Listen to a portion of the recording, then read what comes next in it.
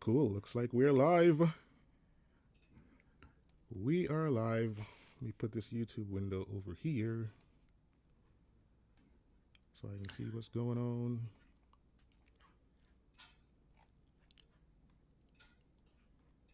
So, Sweet. I think we got 2 people on already. That's not. People keep time. This is great. Welcome in, welcome in, welcome in. It's YouTube Live, baby. YouTube Live. As soon as I get a few people in, I get some thumbs up that you can hear us, you can see us. I feel like I'm too dark. Let me turn my lighting up a little bit. Welcome, guys. Welcome, welcome. Thank you for joining us. That's better. Thank you for joining us. Let me put my phone on silent. Gosh, I haven't done this in such a long time, man. Yo, Byron, huge fan. Who's that? Smitty. What's up? What's up, guys? What's up? DJ Pooh, what's going on? How you guys doing? How you guys doing?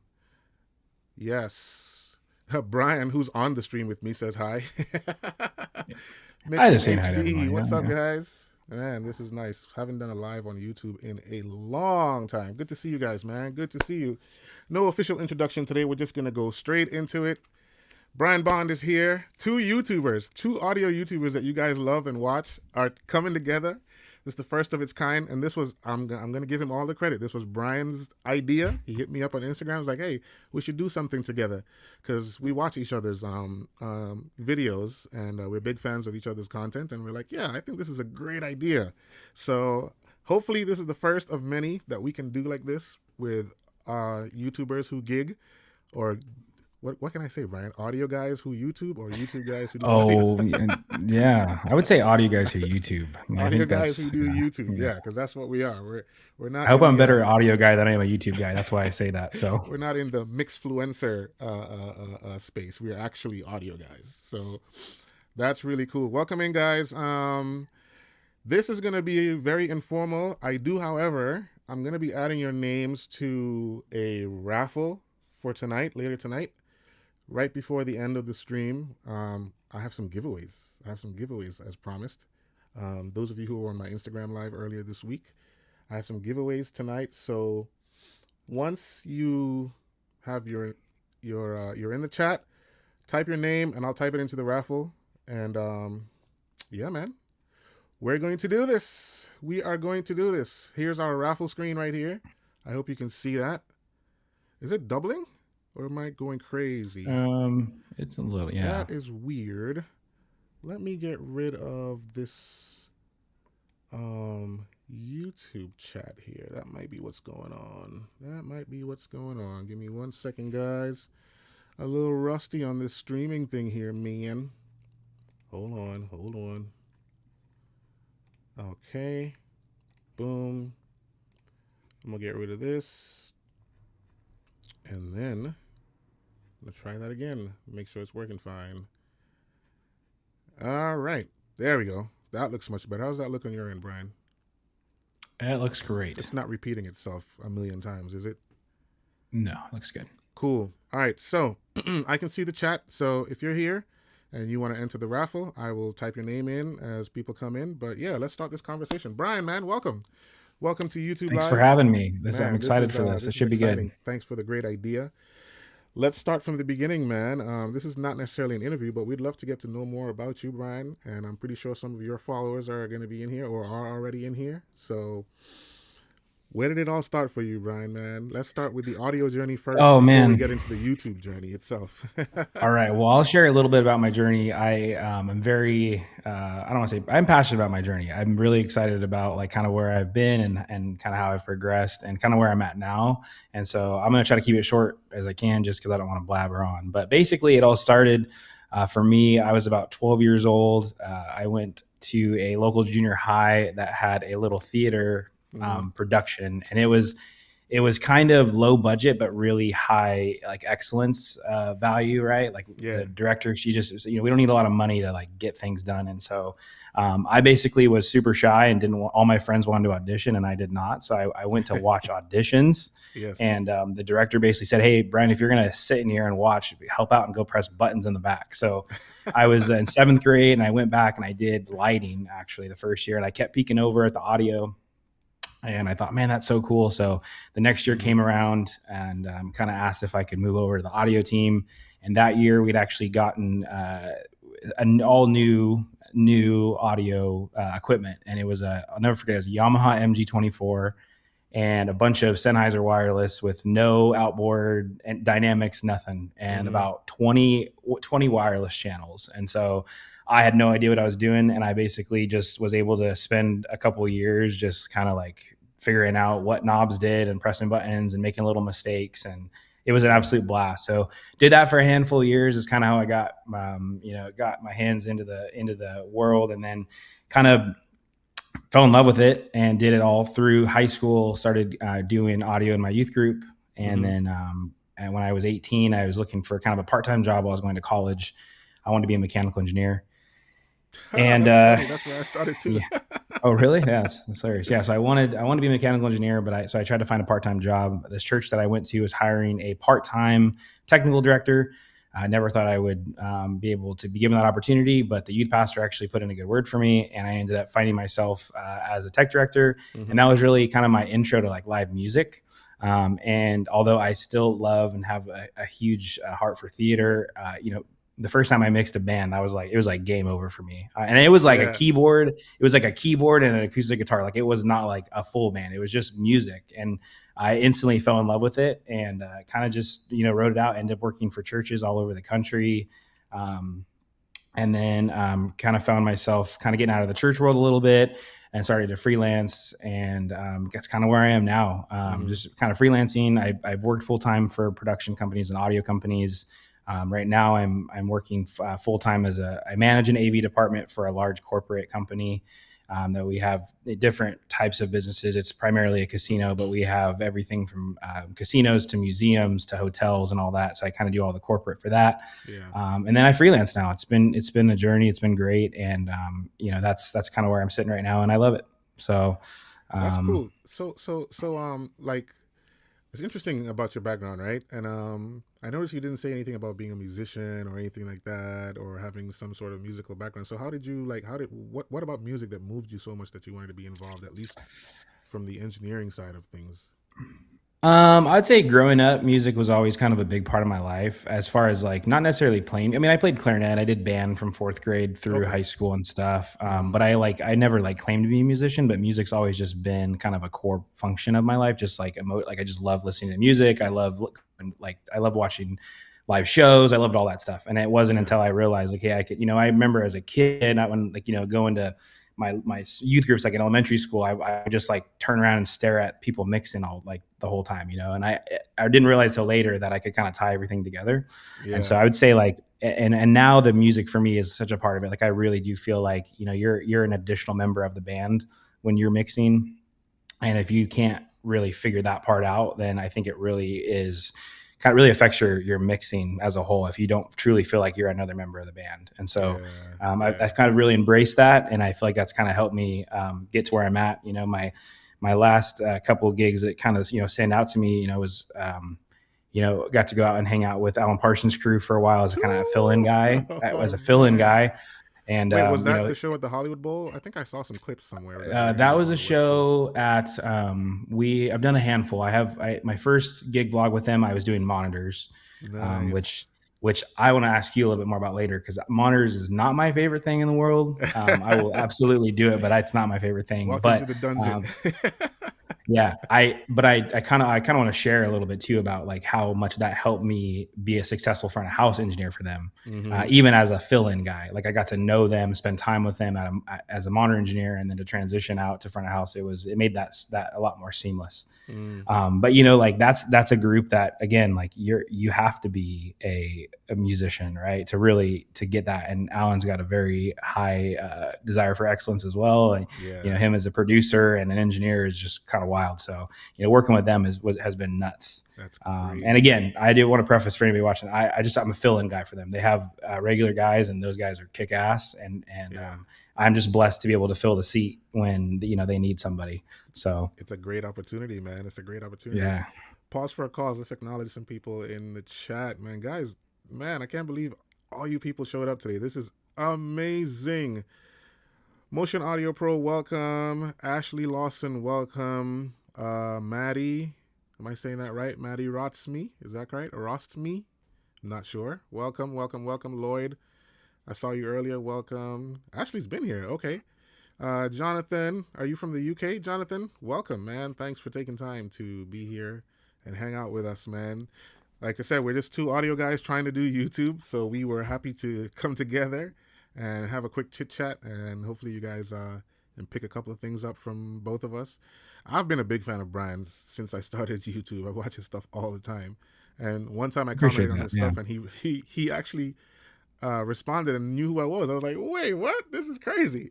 Absolutely, man. You're like leading the game in these gig vlogs, man. This is crazy. I honestly didn't know I had that kind of impact, honestly, and I'm just thankful that I'm out here just showing people what we do, honestly, and helping the younger generation to get in the game. So So I had a question for you. What yeah, what got you into the whole YouTube? Like, what made you like? What was the thing in your head? Okay, um, I want to do YouTube. YouTube. Okay, so I started my YouTube channel in during the pandemic because initially I'm a studio guy, right? As you can see, I'm in my studio right now. I'm a studio guy, and I wanted to do a studio vlog at the time because we were home and we were locked down, and I'd kind of lost the passion for creativity at the time. So I launched the channel, but I never did anything with it because I had no creative juice in me at the time because I was just straight engineering, pure techie. I was just teching. I was in AV like you. I was doing the whole hotel AV run for a while when I first moved to Atlanta, and yeah, I I don't remember what happened initially. I think it was just when I was about to get started with the masterclass that I do. I was like, maybe I should document my life as an audio engineer. It might help some people out, and that's just kind of it. Just honestly, just started randomly. I just picked up my phone one day on a show. We had a lot. It was an arena show, and we had a lot of freedom to do what we needed to do. Right. I was like, let me just take this camera out. If you guys haven't watched that video, it's like one of my first travel vlog videos. Way down there now. I can't believe I can say that now because I remember starting this journey with like 300 subscribers when I had first started doing it in COVID. And I was like, you know what? Maybe I should try this and see how it goes. I never intended for it to become what it is now, but I'm happy that it is becoming what it is now. And we're getting recognition from some of the major brands trying to, partner with us and stuff to do the whole masterclass thing. So I'm just happy to be a part of this whole YouTube journey. And like I said when we were talking offline, yourself and other people like Silver Creek Audio and some of our other friends in the YouTube space who are audio guys as well. I am huge fans of you guys. Huge, huge, huge fans. And tons of other touring people too, who sometimes get a chance to vlog. There's this guy from Europe who tours a lot with these bands, and he does like a POV at monitors all the time. I love his stuff. I don't remember his name. I wish I would have researched it and I would shout him out I think I've on this seen. live. Yeah, I think I've seen a couple of those. I think I know what Yeah, you're yeah. talking So he about. doesn't talk. He just POV all the Hmm. way, type some captions in there and stuff. It's really great. If I find his channel, I'll type it in the chat. But chat, if you're here and you just got in, I did make an announcement earlier. We are going to have a raffle later on today. And as a matter of fact, I'm going to start typing these names in here. Let me scroll back up to the chat. I want you to type your name in the chat so I can put it in the raffle. And we have some giveaways. We have some really good giveaways that I'm going to give away today. So I would love if you could write your name. It doesn't have to be your full name. Let's see who started with their names. I'm going to pause for a cause here, Brian, and just do this real quick. I've got, okay, Tarleton. I'll put you in there. Forgive me if I don't type your name correctly. Who else? Who else? Who else? Nana. All right. And I'll just do this randomly as we continue with this live. Lloyd. Okay. Who else is in here? Type your name, guys, if you're still here. Type your name. Ashley. If I get more than one Ashley, I will definitely put Ashley 1 and Ashley 2 or something, or I'll put your last name in there. Carmelo. Thank you guys. This is awesome. 1L in Carmelo. Okay. Thomas is here. Okay. And oh wait, no, that's my name. Oh, is that a follow from a previous comment? Okay, been binge watching Byron's stuff for the last few weeks now. I'm gonna start binge watching Brian's. Please do. Yes, if you haven't subscribed to Brian Bond Audio, please subscribe to Brian Bond Audio on YouTube, Brian Bond Audio on Instagram. Let's help this brother grow his channel, man. I mean, he's appreciate doing amazing that. things over there. So please take some time and go follow Brian. Brian, type your handle in the chat for Yeah, I'm going to put it in the chat. I'm also working on getting a logo up on my screen so you can see it there. But cool. My handle is the same on YouTube and Instagram. It's at Brian Bond Audio. I just dropped it in the chat there. There we go. For everyone. So, if I've missed anyone's name, just remind me. Type your name. I'll get it in the raffle, and we'll at the end, just towards the end of this live, we will do a raffle giveaway for a couple of prizes in here. Did I miss any questions here, Brian? Did I? I don't think I did. Let me go back to the top real quick. Big B at last, first time seeing you live. Welcome, man. Ashley, thank you so much. My 2 YouTube POV watches. Motion Audio Pro, thanks, man. Thanks. We appreciate you. Appreciate you for being here. Watching from Qatar. Wow. Okay. All right, Qatar. Thank you for being here. I love Doha. Been there a couple times. Love to come back. Love Doha. You work there as a bus driver? Nice. Okay. All right. Philip K. I don't think I have that name. Philip K. 1 second. Let me correct something here. Thomas should be on a different line. Philip K. All right. Who else? Jonathan Lang. Did I not get you? I did not. Okay. Jonathan L. All right. Forgive me, guys. I'm having a hard time seeing the screen because my camera's in the way. Big old camera. George as well. Nice. Cool. All right, Brian. Back to you, buddy. What about you, man? How did you get started in your YouTube journey? Like, YouTube for me, honestly. Pick up the camera. I can be a little scatterbrained sometimes when people ask me questions about audio because I get so passionate about it and I just want to tell people everything. And sometimes people don't want to hear everything. They're just like, what do you do for a living? Kind of a thing. And so basically what I did is for those people who want kind of like to kind of like see a day in the life, it was like, hey, like I can tell you what I do, but if you really want to know what I do, go check out these YouTube videos where you can actually see and kind of like go to work with me basically. Yes. And that's kind of how it started. And then, so I did a couple of videos as like a tester. And then honestly, what kind of kept it going for me was I did not expect the kind of the interaction from just people watching my videos, questions, comments, people. I'm learning from people. People are learning from me. And so like, I kind of like, that's like my thing. That's what I really like about this YouTube thing is like, you know, I first post videos. I'm like refreshing. I'm like waiting for people to comment. Cause I just want to like answer questions and like, you know, just hear people's feedback, you know? And so that's really what it's been for me. So yeah, I just basically wanted to be able to say, hey, go check out my YouTube channel if you want to, you know, kind of see what I do for a living. Yeah. Cause it is unique and it's hard to bring people to work, you know, it's like, you know, I hate asking. It is hard. Yeah. It is hard. And the same for me. I love when I post videos and I'm just rambling away and then I watch it back. I'm like, man, I wish I could have said something different here. And then, you know, someone will comment and say, hey, you didn't talk about this and this. And I'm like, yeah, you're right. I'm going to talk about that on my next video and stuff like that. And sometimes some people will either learn from the video or they'll teach me something from the video. And I love that about the community on YouTube, watching our videos. It's like, man, and that's why I like watching all of our videos, you know, you, Silver Creek, and all the guys who are doing this in this space, is that you learn a little something here and there from each other, and even from each other's community, which is super fantastic. And as you can see from today, like a lot of people who are watching my stuff watch your stuff, which is really cool. I love that. It's super cool. Yeah. And someone said, I think the rules for the raffle? No rules. It's completely random. It's a spin the wheel randomly online. There's no cheating involved. I promise. You will see when I click the button whose name will be called, and that's how we're gonna roll with it. Super quick, super easy. So no rules to the raffle. Consider yourself lucky, because some of these prizes are exclusive. They're not even out in the public yet. So I hope you will enjoy it. I hope you will. Mike Edwards from Michigan, tuning in and loving it. Thank you, Mike. Thank you, thank you, thank you. Oh, Christ Records 2016. I think I've seen you in the comments a couple times before.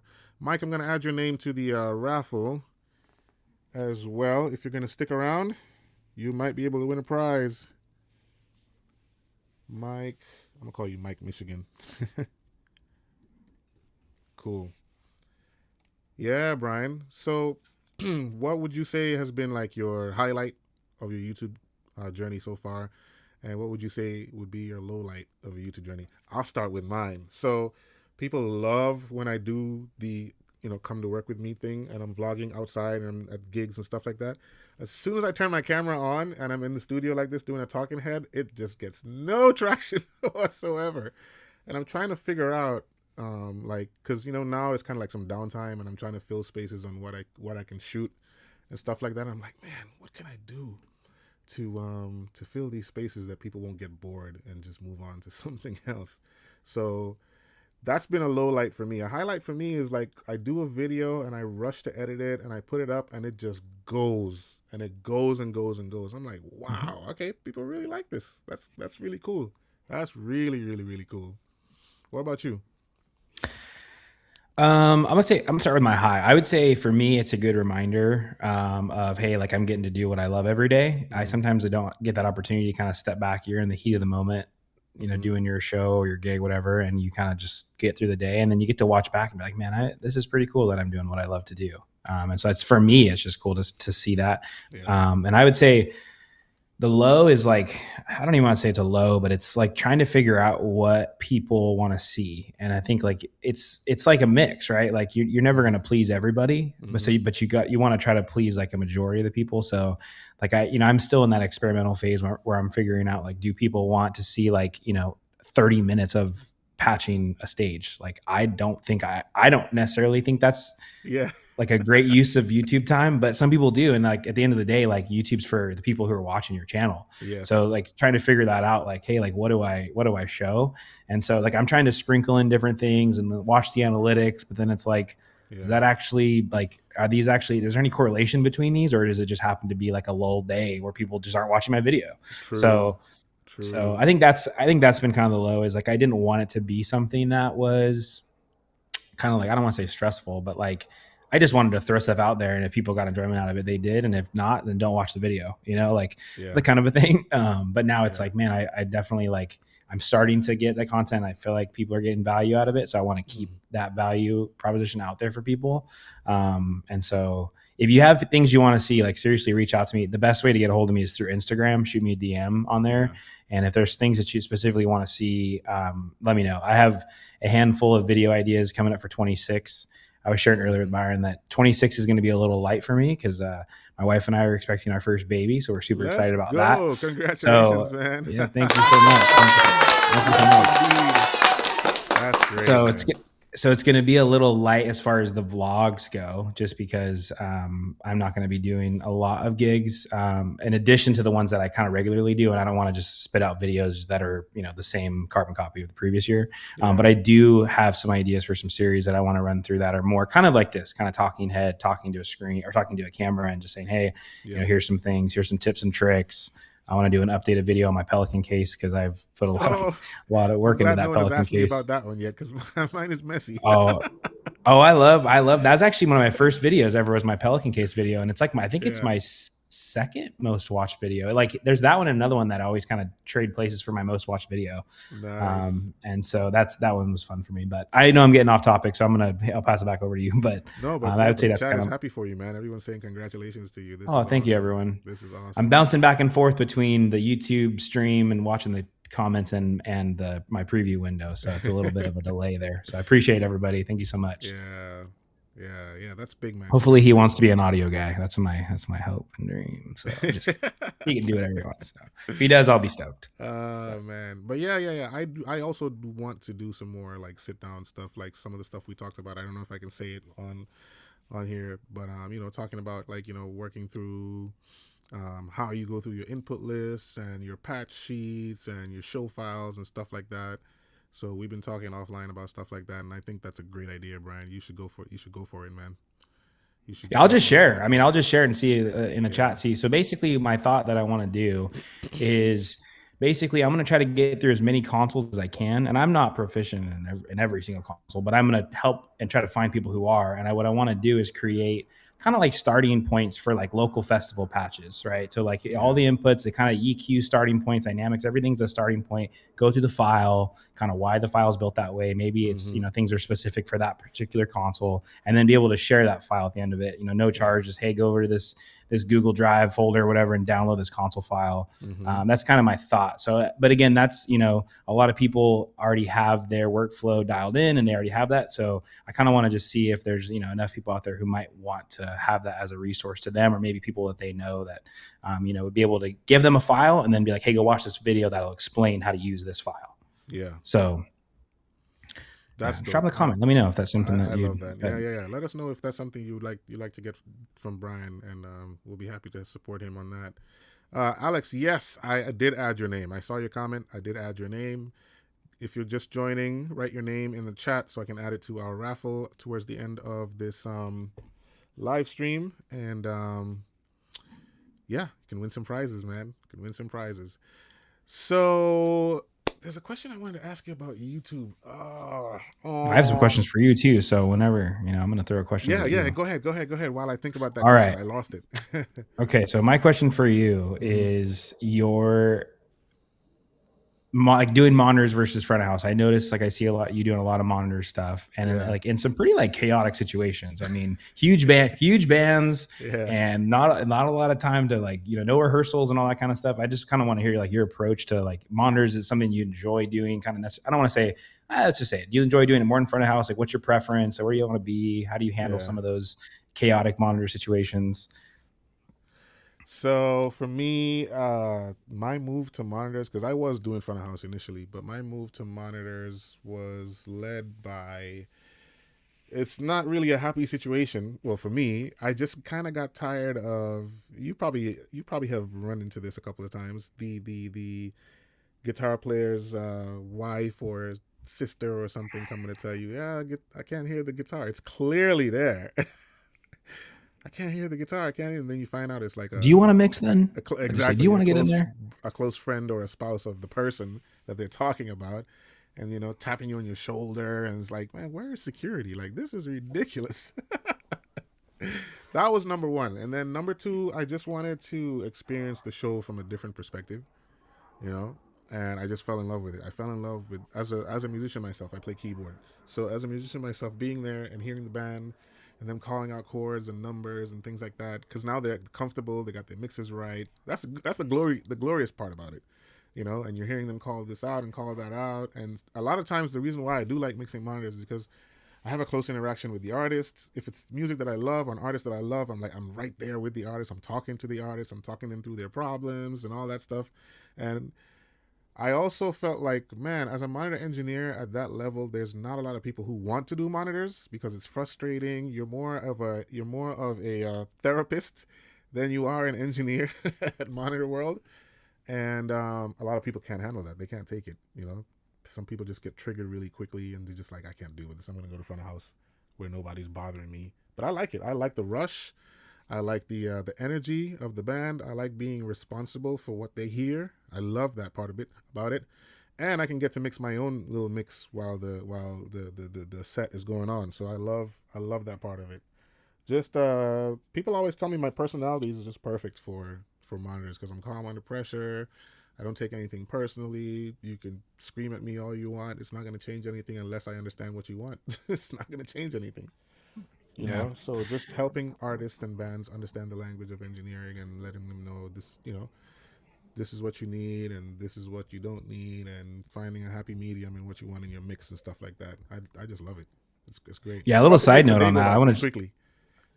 I would just say, I mean, your personality for that is so good. I think like I've seen it, and for those of you watching who are, coming up in your career or whatever, like I mean, yes, you need to know what you're doing to be a modern engineer or front of house, whatever it might be, but your Yeah. personalities have it. I mean, I know a lot of really, really good engineers who are just not good people or don't have good attitudes towards stuff, and they've made it as far as they have because they are so good at what they do, and that's okay, I guess. Like, good for you, you've made it. But I would say, like, the one thing that you can control early on in your career is your personality and how well you work with other people. And you'd be surprised at how much weight that carries. Like, True. I can work with this guy who I know is good, but I don't want to work with him all day. Or I can work with this young kid who's like, doesn't have it all figured out, but like they have really good personality and a great attitude about it. Yes. And sometimes, I would say a lot of the time, that actually can win. And so I know, noticing you and you're working with your artists and stuff, it's like you totally have that personality, and I can see why, you're a desirable monitor guy. And it's, I just want to make that note. I try, man. Thank you so much. I really try my best, man. And then, of course, having the love of what you do is also a big part of it. Getting a chance to go out and work every day in a career that you really love is just, there's nothing like it. Like, sometimes I even, like, now in my downtime, I'm like, I'm having a hard time finding something to do. Yesterday I found myself under my studio desk doing some cable management. It's like, man, I gotta touch some cables at some point, you know what I'm saying? So I do just enjoy being out there and being able to play with expensive toys, if I can call it that, every single day. It's really cool. Sorry, can you guys hear that jet in the background? It's really loud out of my window. I was like, what? there's an Air Force base just like That's not cool. pretty close, and an airport, and there's either rocket launches all the time going off or planes. So I apologize for the. I'll try to mute myself when the jet goes by. I thought you were about to get swatted on live. Yeah, we have all the West Coast SpaceX launches launched just about 10 miles from here. Oh wow! And so they're doing about 3 a week. And so about 3 times a week, our house just shakes. And when you see that rocket booster re-land and it comes back in, it creates a sonic boom and our windows shake. It's crazy. And literally 3 times a week. Wild. It's so funny. Don't make any noise past 10. Don't make any noise before 8. But SpaceX can wake up the whole county with their rockets. Jeez, man. That's insane. Yeah. That's insane. Here's a good question in the chat tangents. by Smitty. How did you guys expand your clientele? Honestly, I'll go first on this one. Honestly, I don't really have clientele per se. The freelance business is just 101% referral based. So you do a good job on a gig, you'll get calls from either your engineering buddies in the industry or a PM that you've worked with before or something like that. It's just do a good job and you'll keep working. It's just as simple as that. It's the same thing like in the music business. You're a great songwriter. You're always as good as your last hit. You'll get a call. If you're still throwing out hits, you'll always get a call. So if you keep hitting home runs at your shows, you're always going to get called. And even if you mess up and you find a way to fix it, that's even better, because people love people who can problem solve on the spot. They love it 100%. How about you, Brian? I don't know if you're in the same space. I know you said I have 2. now. I have 2 points on that. I'd say the first one is if you can find a local production company that they can feed you a lot of gigs. Like, I would say 90% of my freelance work comes from one production company that's a local one, and so I'm not having to deal with finding clients because they find all the gigs and they just put me behind the console. So that's like, I would say that's the first one, right? So build a relationship with one and I kind of exclusively work for this one production company. There's a couple others, but I would say 90% of my work is through this one. We also, and I can talk about this a little bit later, but I live in a very small production live music scene. So there's not a lot going on around here. So that also plays into it for me. I'm not in a big metropolitan area.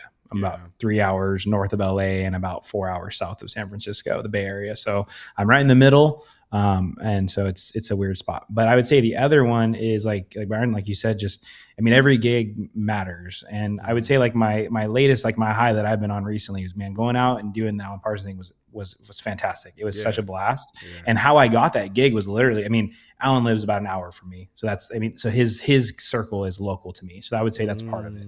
But I was doing a gig. So he lives an hour south of me, and I was doing a gig an hour north of me. So a little bit of a gap. I was doing a gig at this little brewery amphitheater. It seats like maybe 600-700 people. Not a big gig, and they get some artists that go through there. But I was just doing like an artist that wasn't big enough to have their own guy yet, so I was just the local guy, and I got to mix. And at that time, this was probably 2 years prior to going out with him Alan for the first time. His production manager and front of house guy just happened to be there and listening to a show, and him and I were in the same circle.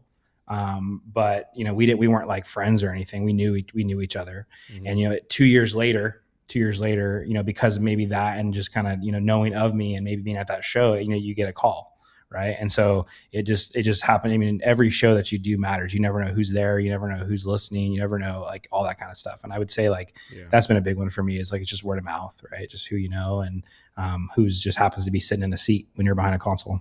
So Yes. I'd also say, like, at least here in my area in the southeast in Atlanta, we have a really strong AV community. We have presence online. We have Facebook groups. We have different things. When you meet people at different shows, you most likely, if you're doing the local shows, will run into the same people a number of times. So they would probably be the ones giving you a call and expanding your network. That's how it kind of started for me as well. Actually, as soon as I'm done with this live, I'm going to a Christmas party for the Atlanta AV community, which is really dope. I'm going to go mingle with some friends of mine and probably meet some new friends who are new to Atlanta or have been in the business for a long time, and just expand the network. So just putting yourself out there is very, very, very important, because we work in it's a physical job, so you need to be present physically as well, more so than online. You can make friends online, but definitely being available physically just to network is a big thing. I go to shows all the time just to meet different people, and sometimes I run into people that I already know. I do want to share that I'm going to try my best in 2026 to let you guys know where I'll be traveling to, because a lot of you guys have always said on my YouTube videos, man, I didn't know you were in such and such a place.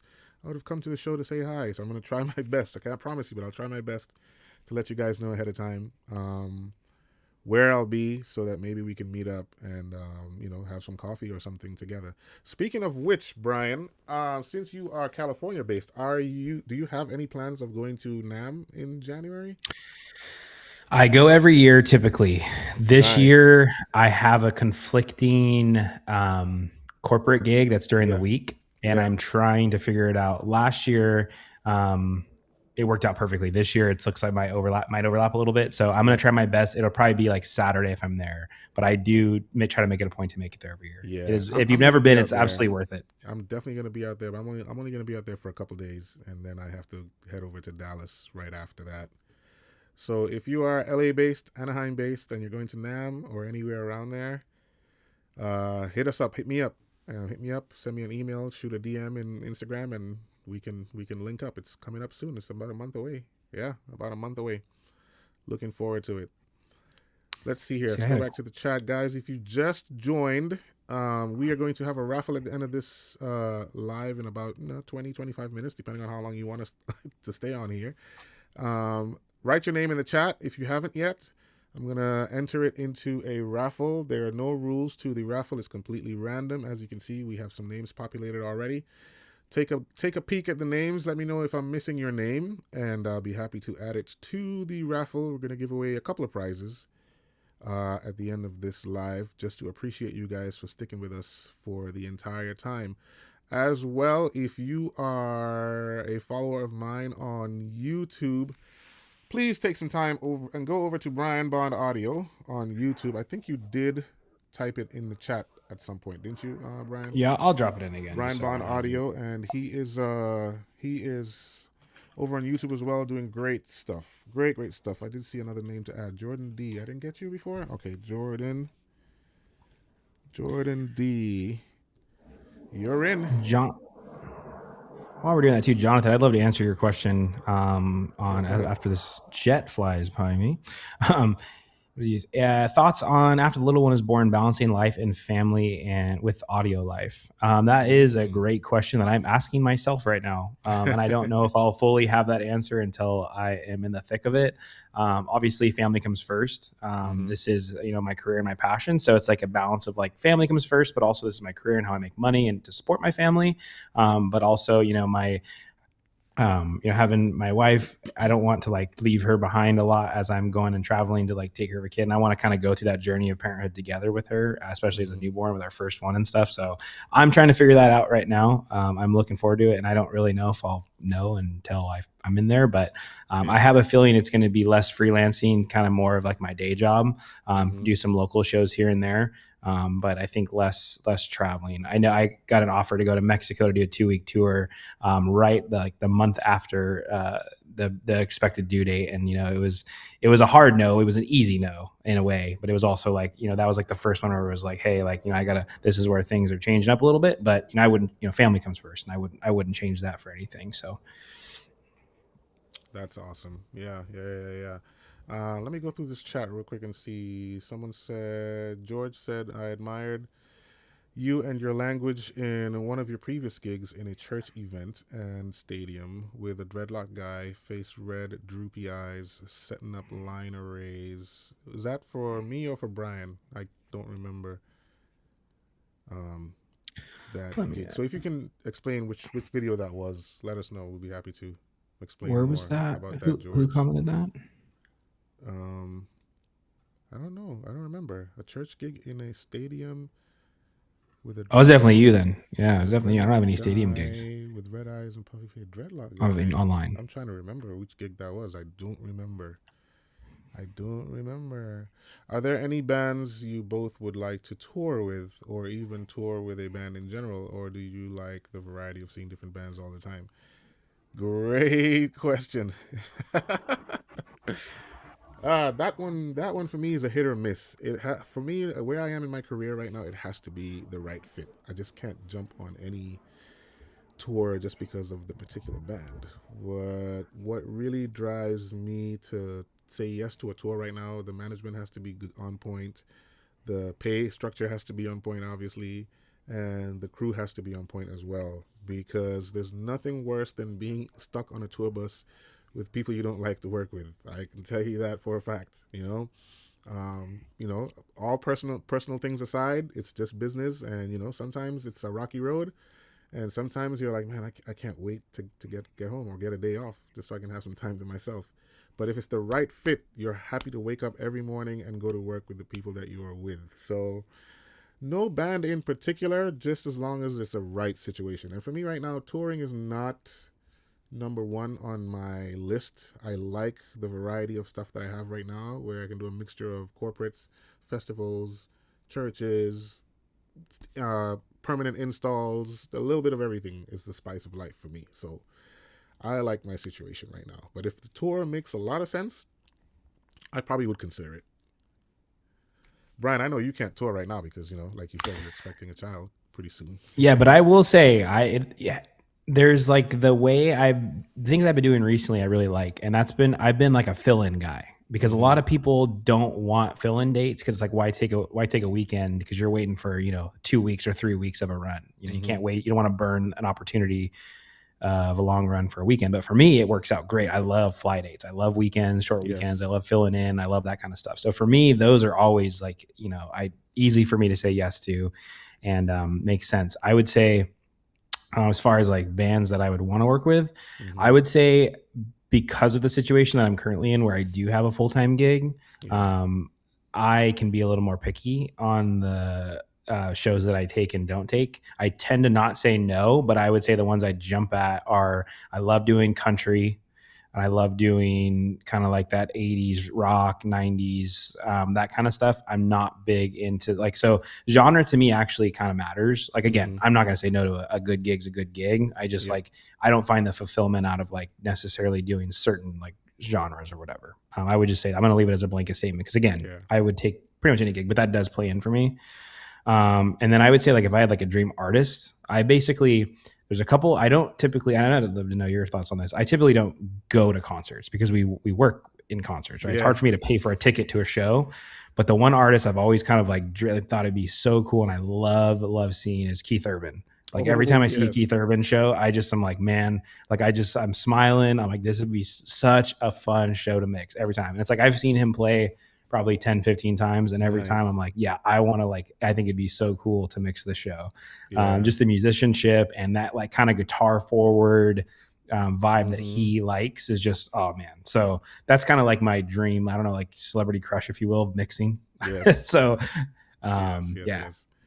Yeah, no, I feel the same way. I really don't go to a lot of concerts per se, but if there's someone who's in town and someone I know and I can get access to get to the show, I probably would go.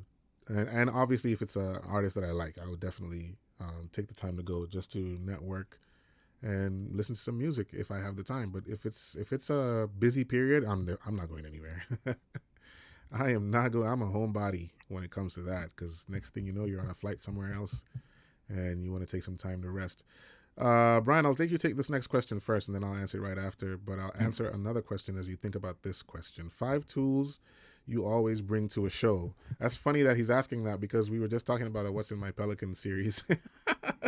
Five's hard. I'm afraid of doing it. But am I answering this now, or am I thinking about it? Do you want me to answer this now? Or? Yeah, think about it for a sec while I answer this next question. So we would love to have you over in South Africa. All right, Lloyd, so I'm going to look at you in the camera. You did not hear this from me. You didn't hear this from me.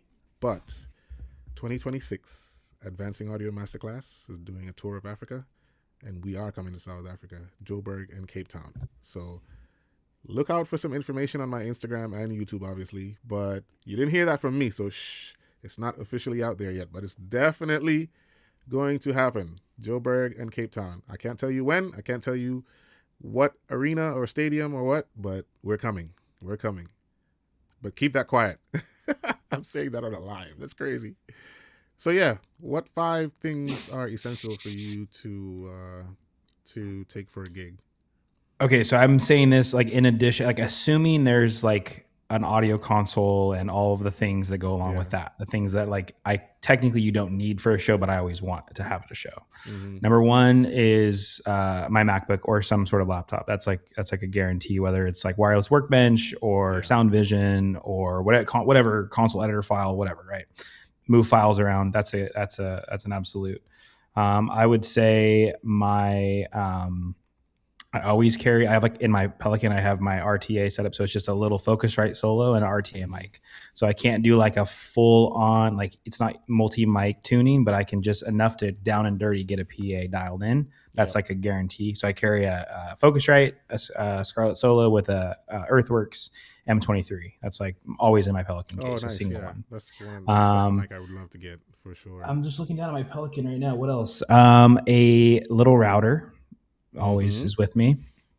And recently my favorite everyday carry and this sounds crazy, but like has seriously been a lifesaver for me is there's a new flashlight I carry. This is not a plug, but I carry, it's an Olight Arcfelt Ultra, I think is what the name of it is. Mm-hmm. It's the coolest little flashlight that you can carry in your pocket, but you can also clip onto your hat. I wear a hat all the time. So for me, nice. I clip it onto my hat so you can have like a little headlamp, but also like light up. Like that's been game changer for me.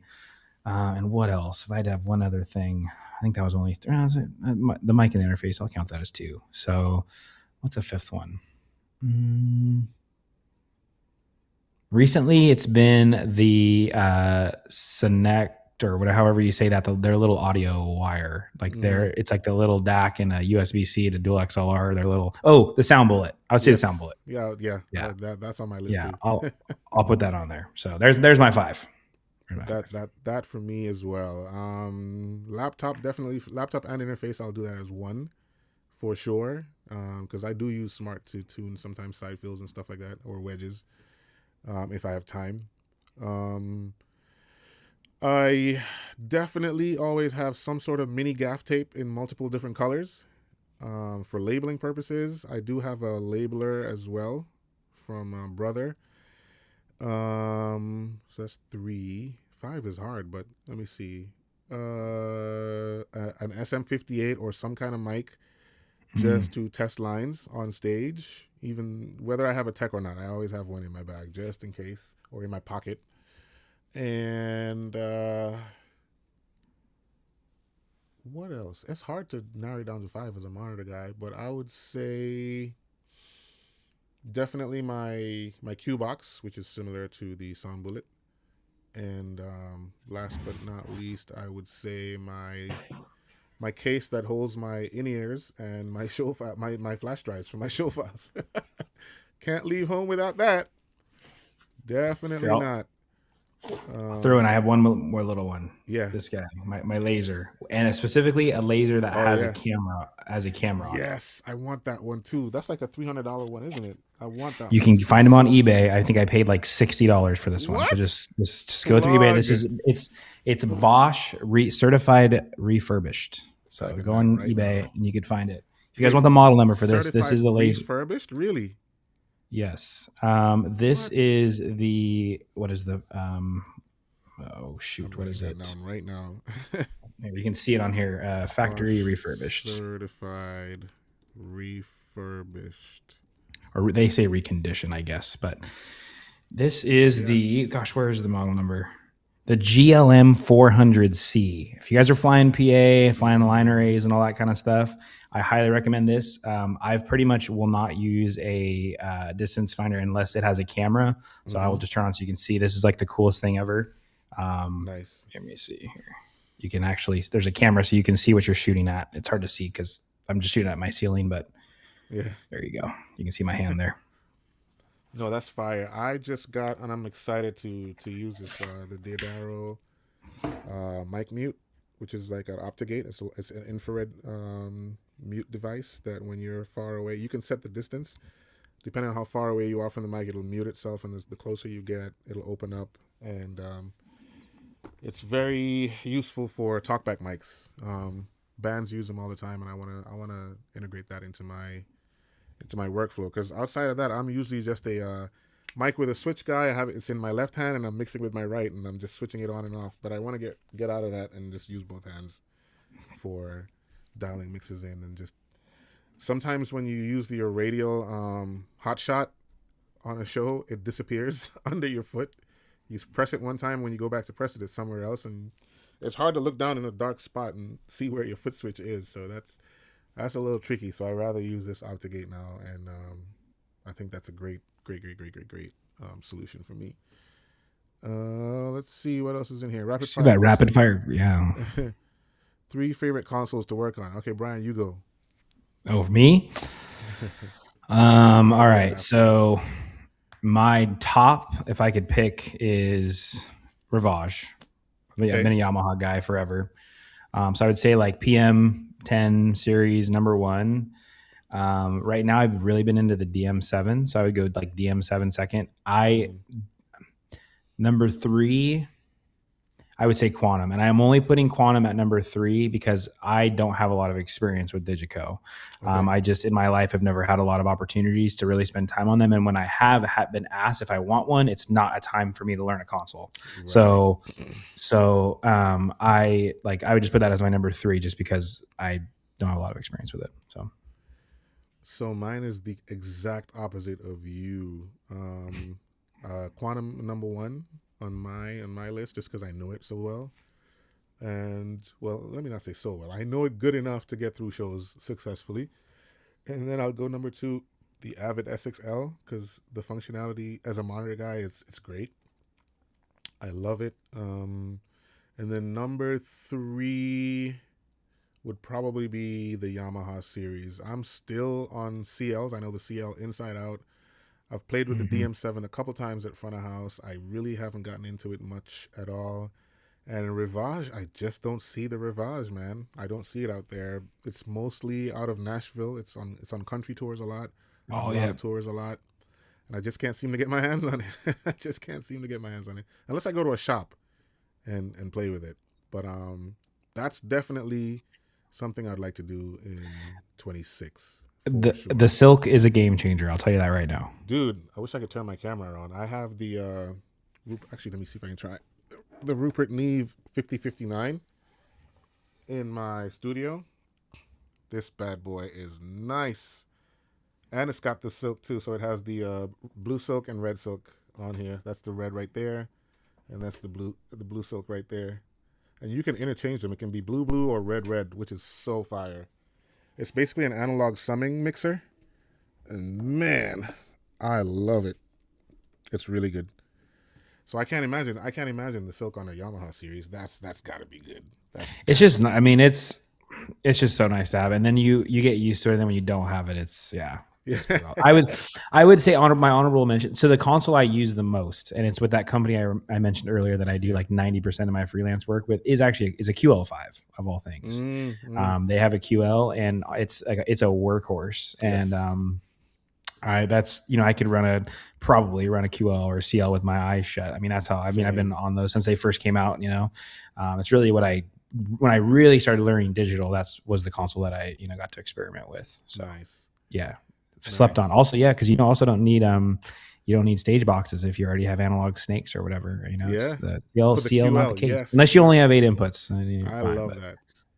I love that.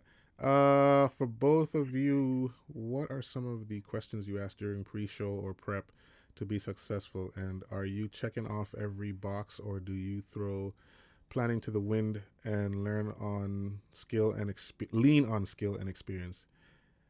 I'd say it's 50-50. It's 50-50, and I'll tell you why it's 50-50. It really depends on the show. If you have enough time to advance, ask all the questions you can, as many as you can. I don't really have let me not say it like that. I do kind of have a list that I ask. I just never wrote it down. So number one, the first question I always ask is, what console am I using? That's number one, just so I can start building a show file if I can ahead of time.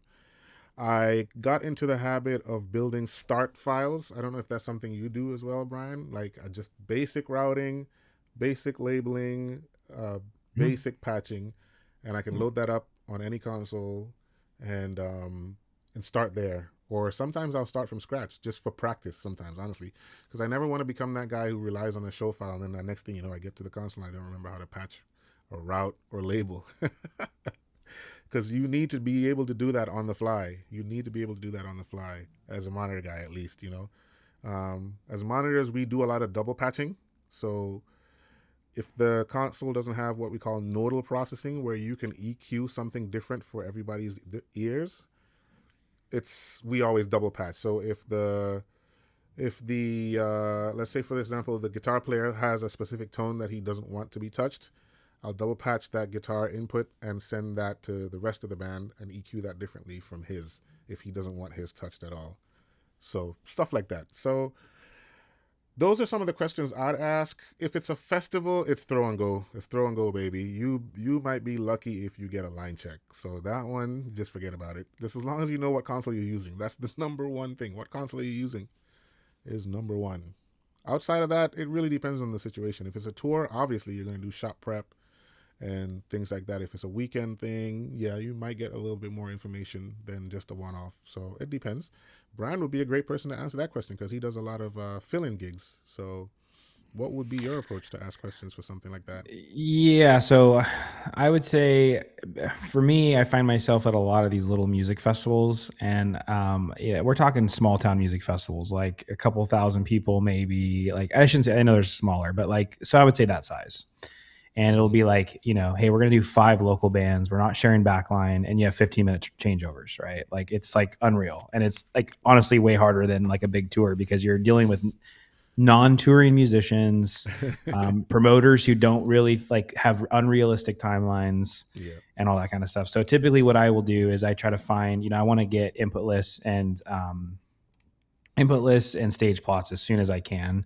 And I'll work with whoever's patching to go through my festival patch. And when things are going crazy like that, it's like my festival patch becomes kind of law, because without that, like it's just we're gonna be off the rails all day. Oh yeah. And so that's like kind of one of my big things. So I just want those stage plots, and I want to everything falls. And like, I'll even find myself like in this festival scenario, like I'm trying to finish up mixing a band, and I'm like, I have a sheet of paper that maybe they brought to us right before they are loading in backstage, and I'm making notes for the patch guys, like, hey, have this fall here, have this fall here, have this fall here. And so I would say like that's a big one for me. Other than that, I mean, you hope for as much information as you can. And then sometimes you get information and then they show up and they're like, yeah, we don't know why we sent you that list. Right. That list is from 2 years ago. It's not even accurate. And you're like, I just labeled everything for that. Well, yeah, it's not the case anymore. And you're like, what the hell, man? So, sometimes you just have to throw playing out and just figure it out and be really, really fast. Yes. As fast as you can. I mean, and sometimes being 15 minutes behind schedule is on time. I mean, unfortunately, that's just a reality sometimes. Like if you're not dealt cards to be set up for success, like you can only do what you can. So you can only do what you can. You can only do what you can. Let me see. Moving forward. Oh, the video George was referring to was the Meyer PA system install for the annual Georgia Institute of Technology. Okay, yeah. So what about that video? What was he asking again? I forgot. I'm so sorry, George. I'm so sorry. I do know what video you're talking about. The sound bullet. I need to get that. Yeah, yeah, They're yeah, great. They're great. yeah. Get that. It's great. It is great. The mic mute works great. Yes, indeed. It does work great. Hey, Brian, I need to mute myself for a second. I need to take this call. It's from someone in California. So please just engage the chat for me for a second. Sounds good. I will make a note on the sound bullet. So if you get the sound bullet, if you use the pink noise feature that's on it, just make sure you like it's in steps. I think it's like -18, -12, 0 or something like that. Just make sure it's not variable on the volume. I've made that mistake where you're trying to test drive lines really quick and you're like, I'm just gonna plug this in and try to pass some pink noise really quick. Well, just make sure you know where your levels are at because it can get out of your hand really quicker if your thumb slips. But other than that, it's a great tool to have. I highly recommend that everyone has one. Let's see here. What else do we have in the chat?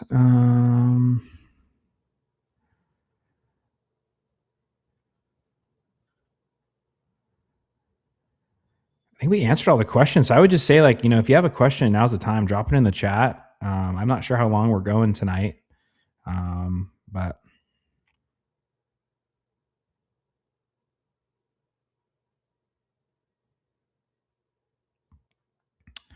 let's see here.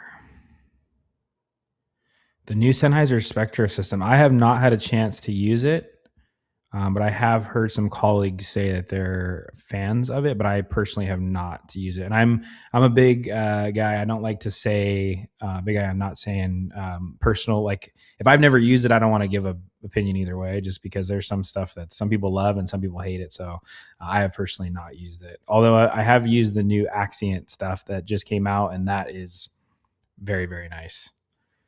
Favorite wireless vocal mic you've ever used? So right now, I would like as far as capsule goes, or as far as like actual transmitter goes. I would say if we're just talking transmitter, sure, Axient, tried and true workhorse. ULXD is probably what I use most often. That's what a lot of the companies that around here have. That company that I mentioned earlier. The digital stuff. I mean, the Axient digital or the ULXD and all that stuff is great.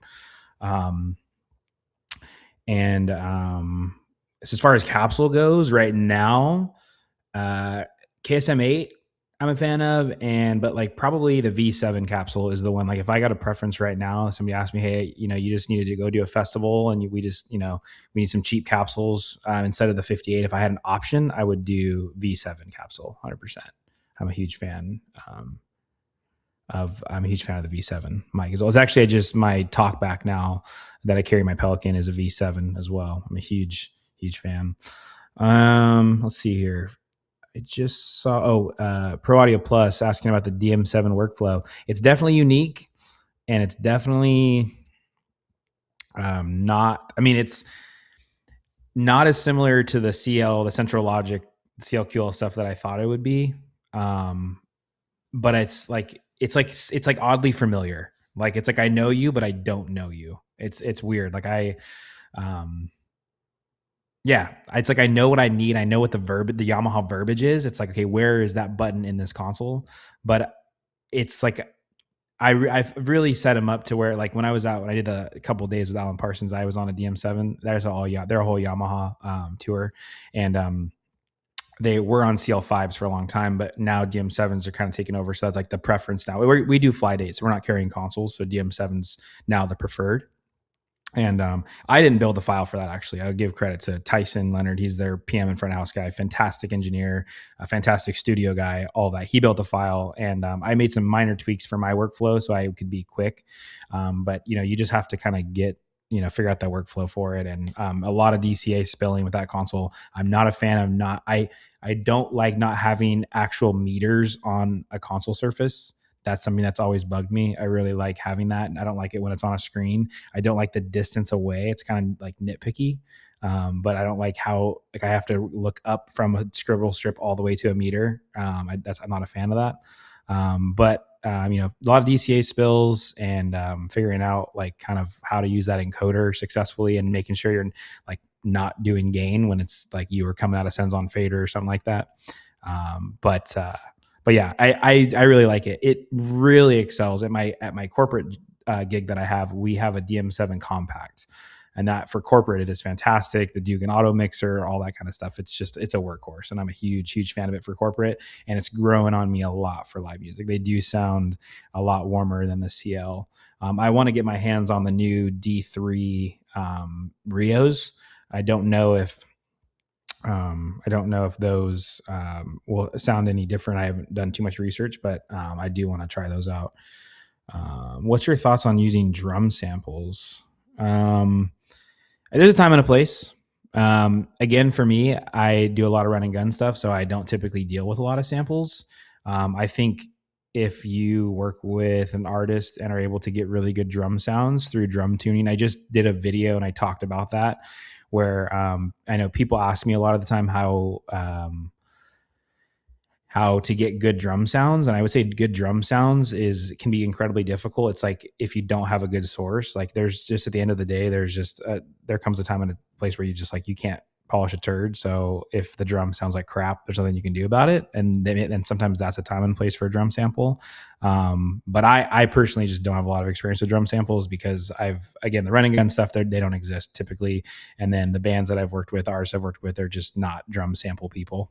Just really big on tuning drums every single set and being very, very intentional about that. And if you do that successfully, you can just get some killer drum sounds. So, and they can sound a little, I like the dynamics. I like to hear like through a set, drums do give a little bit, and it's a part of like just a natural thing that happens, as a drummer's beating on a head. So, yeah. Let's see. Brian, are you back? It looks like you're back. Maybe not. Oh no, he's still on the phone. Have I used Prodcom? I have not used Prodcom. Not something that I have used. Let's see what else. Oh, on the DM7, the other thing I was going to say is,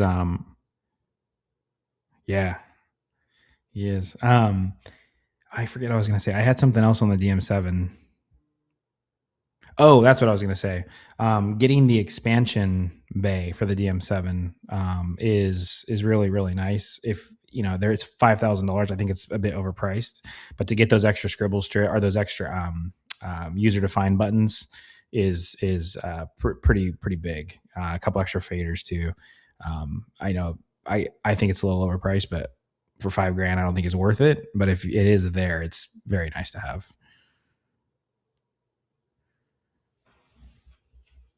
Really, like in reference to using the sidecar or the expansion module, I forget what they call it.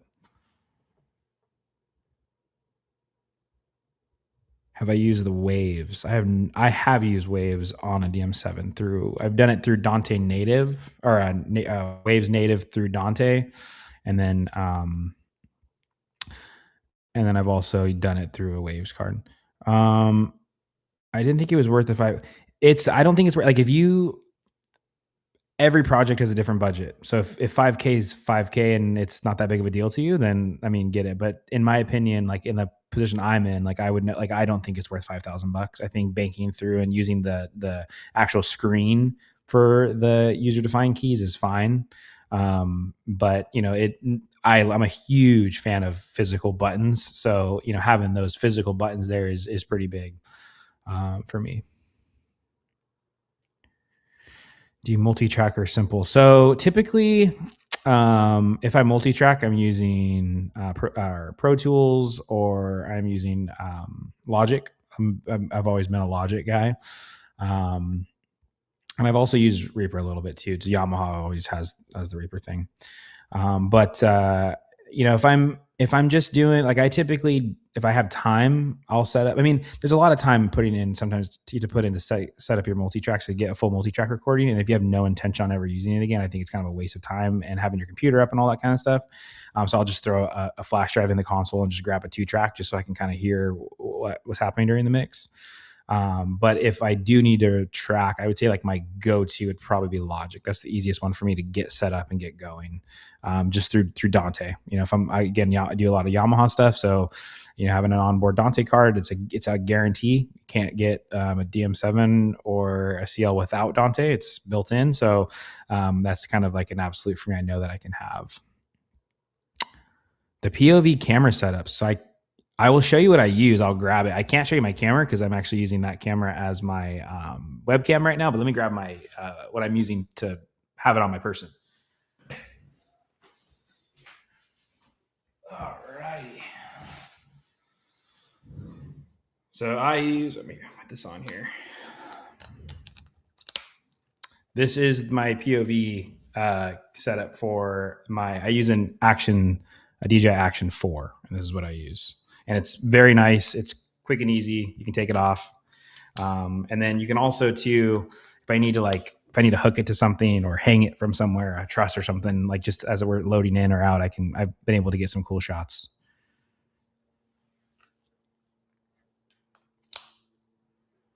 All right. What is the best tip? RC, are you using any room RTA like Smart in your shows? Yeah, so I typically always run Smart. Recently, I've been running Open Sound Meter. I have a handful of people who can't justify paying for Smart, so I'm trying out Open Sound Meter just so I can get my own like understanding of it and how to use it, so I can help other people deploy that and use that successfully. I think if you just need to do simple RTA stuff, decibel monitoring and stuff like that, Open Sound Meter is a fantastic tool. It's free. And there's a handful of videos on YouTube from, what is his name? I'm blanking on his name, but he does some really, really good YouTube videos on Open Sound Meter. Let me look that up really quick just so I can share that with you, because I would do Open Sound Meter videos, but he kind of has it all and they're great. So I'm going to let him kind of rock that. Let me see here. Michael Curtis. So if you go on YouTube and you search Michael Curtis, or you can just search Open Sound Meter fundamentals or tutorial, and he's one of the first ones that'll pop up. And he has great videos on like kind of overview of the system. He has had a timeline subs in there and all kinds of stuff. And he has some pretty good videos. So check him out if you want to kind of learn some Open Sound Meter. Yes, it's way better than not having Smart. I always recommend, if you don't know where your SPL is at for a show, like you need to know that. Like you need to know that. For consistency of you as a mixer, but also and your understanding of where you're at, but also just you. I mean, I'm not a loud mixer. I don't think music needs to be extremely loud to sound good. I actually think I don't think it sounds as good as when you pass a certain point. But there's the health part of that too, right? You don't want to be blowing people's ears. That's a big thing for me. So I would always recommend running some sort of RTA setup. Okay. Best tip for PA tuning. Do you use Smart or do you just use a well-recorded music? Yeah, it always starts with Smart, or it always starts with Open Sound Meter. You can do a lot in Open Sound Meter. It's not as intuitive. The transfer function is not as good as it is in Smart, but you can definitely make it worth your while to do it. I would say, having an understanding of PA tuning is so important. I think a lot of people, it's one of those things you can do more harm than good if you're not careful. But I would, just get in there, learn the basics, learn what you want to shoot for, learn about your target traces and figure all that stuff out. Once you figure that stuff out, then you can get into, doing your tuning. And then really the big thing is time aligning. I think time aligning is so slept on in some of these like kind of small scale productions. And it can affect so many things. So I would say, really learning kind of what you want your PA to sound like as far as like your target traces and all that kind of stuff. There are some curves. I know, like I fly a lot of L-acoustics, and there is that L-acoustics curve that people want, that you can load in target traces into Smart or Open Sound Meter. So having an understanding of that is really important. And then time aligning. Like it blows me away how much time I spent not understanding doing phase time alignment and doing like phasing out a PA. Like I spent so many times or so much of my career not knowing that, and it's like crazy to look back and be like, man, like that is it's crazy, because it changes the whole game. I mean, it's so important. And we talk about run and gun and just setting up a PA and letting it do its thing, but if it's not time aligned, like it's massive. And then after I get everything going, I always start I would say best tip. So when you get to a venue, before you even throw smart on it, play a track through it. I mean, you'll learn that to have that ear. And if something doesn't sound right, and you can get lost in like playing like this song sounds really good through a PA and this song sounds really good through a PA, and you like have fun because it's like you just start playing through your playlist. But make sure you have one song that through and through, and that you just learn to be like, you have almost like an intimate relationship with that song. You know how it should sound, and when you play it through a PA, you can instantly kind of pick out, okay, this is the thing, these are the areas I need to work on it. For me, it's a kind of stereotypical, the Toto I Will Remember, but it's a great track, and that's kind of my song. And I introduced other ones in there because different songs can test for different things. Yeah, I would say like, having a good track is super important. Make sure you're consistent with it. I've been listening to that song for over 10 years and using it to test PAs.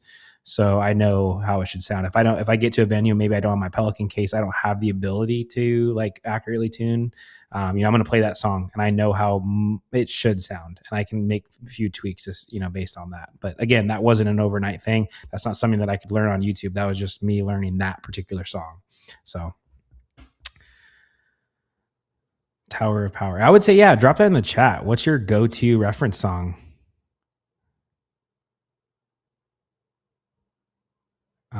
I don't know if I was still on the phone. My song is a Toto I Will Remember, and it's specifically the one from let me pull up the album because there's a couple different versions. Let me pull it up here.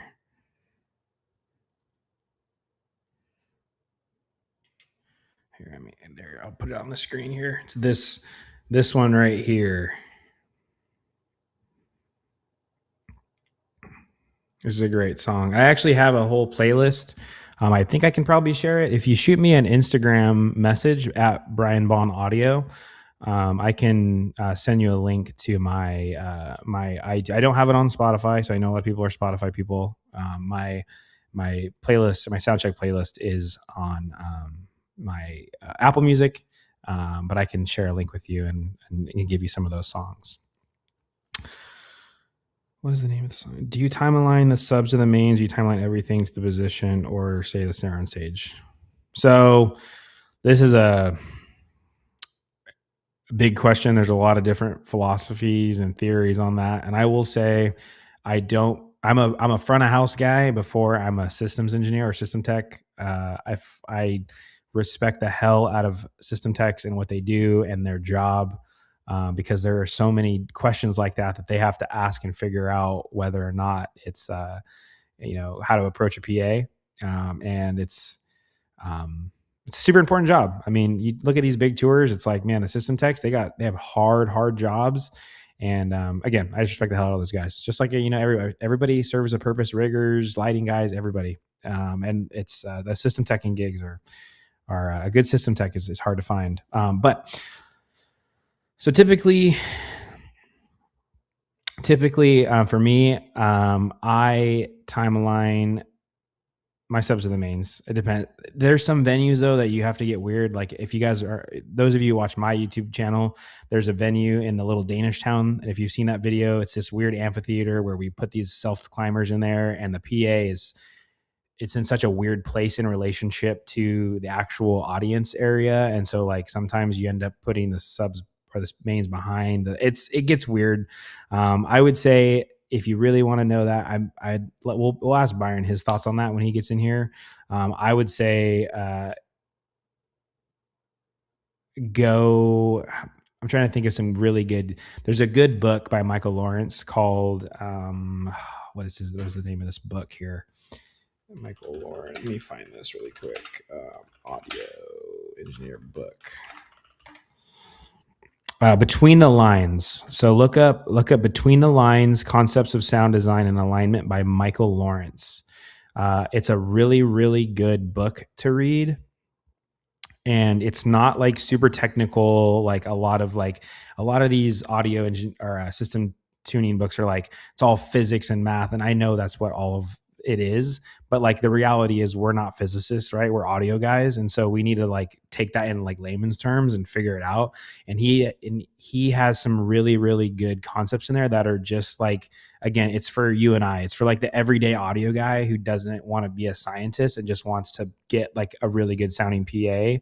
And he has read that book. It's fantastic, and it talks about everything from like getting a PA sounding good, but also like, you know, we always talk about plus and minus 3 dB in the whole venue. Well, that doesn't always apply. I mean, sometimes people sit in the back because they want it to be 6, 8, 10, 15 decibels quieter, right? Like we're trained as humans, when we go away from the source, we want things to get quieter.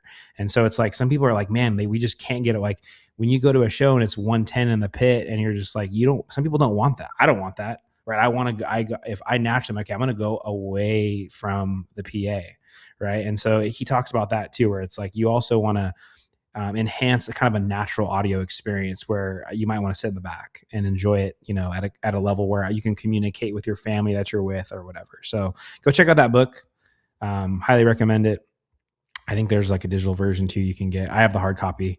It's on my nightstand, and I'm not a big reader, but that book was really good, and I go back to it and reread it from time to time just because it's a good reminder on some core audio concepts. Let's see here. Some really good songs. That Hotel California live version 94, that's a classic. That's up there with my Toto track for sure. Some of these other ones I'll have to check out. Okay, finally, I'm back. Sorry about that, guys. That was I had to take that call. It's all good. We had some great on? Conversations. I can see. We talked about tuning PA a little bit, like kind of some concepts on that. I talked about Michael Lawrence's book Between the Lines and how it's a great book. It's a great read. I don't know if you've ever read it, but I highly recommend it. I haven't. I should. Yeah, it's good. It's like I was just kind of mentioning. It's like not. It's technical, but not overly technical. A lot of books are just like, you have to be a scientist. It's like we're just audio guys who want a good sounding PA. We don't want to like look at math formulas for, you know what I mean? Like we just want to, so it's stuff like that. It's pretty good. Yes. That's interesting. Guys, if you're still here or if you're new here, just got on, please type your name in the chat so I can put you in our raffle because we are getting close to the end here. I'd love to populate this a little more so we can give away. Actually, you know what? I should start showing you what we're giving away today. So I have, and I've had these for a little while now. I was afraid of putting them out in the public. I don't know why. But I have a couple of branded crew neck, polo neck shirts here. Unfortunately, I only have one size. This is it's an extra large, but it doesn't fit like an extra large. It's a little smaller than an extra large. And so I would love to give these away. I have a green, I have a black, and I have one more somewhere in here. Oh, I got two more. I have a what you call this color? Like a maroon-ish type color as well. And what's this? I didn't know I had 4. Oh, another green. Okay. Make sure it's an XL.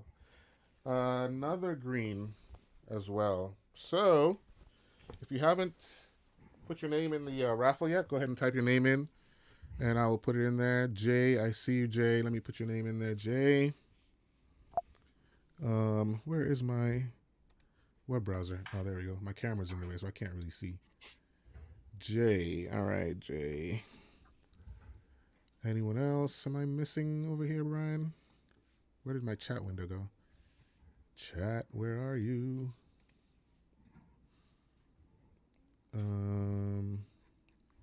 Let me get back to this screen so I can see everybody in the chat.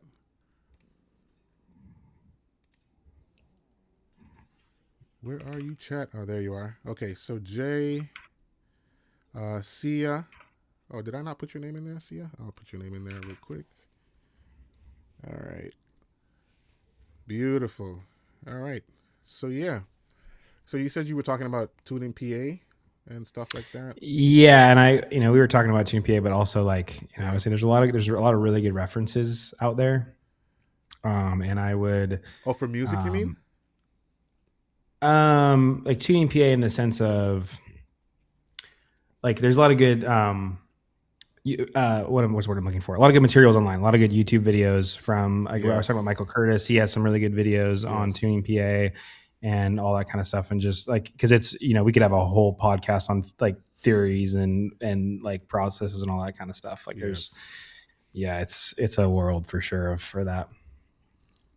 Did you talk about your approach to tuning PA? I have a very simple, very bare bones, simple single mic approach. I just Yeah, I pretty much shared mine. use. I'd love to hear yours. Yeah, go ahead. So mine is just so as a monitor guy, sometimes you get into the world of keeping everything flat, which can completely mess up your front of house tuning when you're not paying attention and you're like, oh gosh, did I just flatten out the entire PA system? That's not the way. So I recently got into using curves, right? Reference curves. And Mm-hmm. I've gotten some great results with that because I got some from one of these famous guys on YouTube that does it, and he has some curves. If I remember, I'll type it in the chat. Like a And target trace. yeah, I have the target traces from him where the low end is boosted depending on your venue at +6, Mm-hmm. +9, and plus something. I can't remember. It's a really great curve, and I've been following that in terms of my EQ. But I usually just I use my interface and I get my mic out there and I return the ref from the console just so I can have a reference of what's coming out internally, and I run that to either through my Q bus or I'll run it out of my left right depending on what I'm doing at the time. I usually running out of my left right initially, and then I will use that as a trace for pink noise. I'll run pink noise to the mic and I'll reference that what's coming out internally, and I'll kind of reference from there and use that to tune to my curve um, in my transfer function window under the magnitude section. I'm not the greatest person when it comes to using smart, but I've gotten some decent results with it. And then when I play music back, I would put it on the queue. I'll route my ref back to my queue, and I'll queue that input for music and kind of see what it's doing, and also I'll obviously still listen because I know the music really well, and still listen to for peaks here and there, and make sure that I'm in a good space with that PA. And that's pretty much it. Super dry, bare bones. I do not call myself a system engineer by any means, but yeah, pretty simple. And then we talked a little bit about doing time alignment too, and how for me, it blows me away the amount of years I spent not knowing how to time align, because it's like Yes, that's such a big thing that yeah, it's huge, because you it is just, huge. especially if you're doing run and gun, you're like, oh, just put these speakers here. It's like, whoa, that could be pretty bad, you know? So I have two ways of doing it. I do it one with smart and one without smart. One is just manually with a laser. I shoot a laser, get the distance, and calculate that from feet to milliseconds, and just dial that in on the output and put it as a delay. If I usually don't have um, control over the amps or the PA system software most of the time, so I'm just doing everything on the console because I do so many festival dates, and a lot of times people just don't want you to mess with their stuff, and so I just do it that way. And then with smart, I just place the mic at the back of the room where the delay speakers are. I'll take a trace from the mains and I'll take a trace from the delay, and I'll find the delta on that, and I'll use that and input that as my delay. And that works 100% of the time for me. I don't know if that's how you Yeah. do it. Yeah, I mean, typically, yeah, I'm just it's very similar. I would say if anybody has the opportunity, or you work for a company that there's like training on the table and you're trying to find trainings, if you can do one of the Rational Acoustics smart trainings, they are fantastic. Mm-hmm. So if you can find yourself in that classroom setting, do it. It is so worth it, and that is something that I think is when you're trying to get your leg up on some people, it can be a very competitive market. So, being able to kind of be the all around guy, hey, I can mix, I can tune a PA, all that kind of stuff. It's Yeah. very beneficial. So, Someone asked, "Do you do a target trace for monitors?" I typically don't, just because I don't have enough time to set all that up. I don't have my smart rig in I've seen some people who have prefobbed their smart rig where their cables are already in there and all that stuff. All they have to do is just plug in the mic XLR and they're good to go. I don't have the luxury of doing that. Everything is a la carte in my Pelican because I'm a hybrid freelancer. Sometimes I'm in corporate, so there are different things in my Pelican at that time, and sometimes I'm doing a festival, so there are different things in my Pelican at that time too. So if I do have time, I would use a target trace for the side fills. Definitely, I would. I would probably do it for that. But for the monitors themselves, I just try to flatten it out and get rid of these annoying frequencies that I believe would feedback, depending on the manufacturer. They're all coned differently, so the frequency response will be a little different for each wedge. If it's run and gun, I would just take. I've seen someone do this, and I'm gonna try that. They just took a regular old 58 and stuck that as their smart mic and just rang it out with that because he was using 58 capsules on the wireless, and I thought that was genius. I thought that was super genius because that's the response you're gonna get from the mic anyway. So why not just use that? And I thought that was pretty cool, and that was a run and gun situation. Other than that, it's just purely take the mic, go out there, speak on it, turn it up, hear the feedback, take it out. Simple. All this digital stuff, they're just tools. So use it accordingly, but always practice with your ears at all times.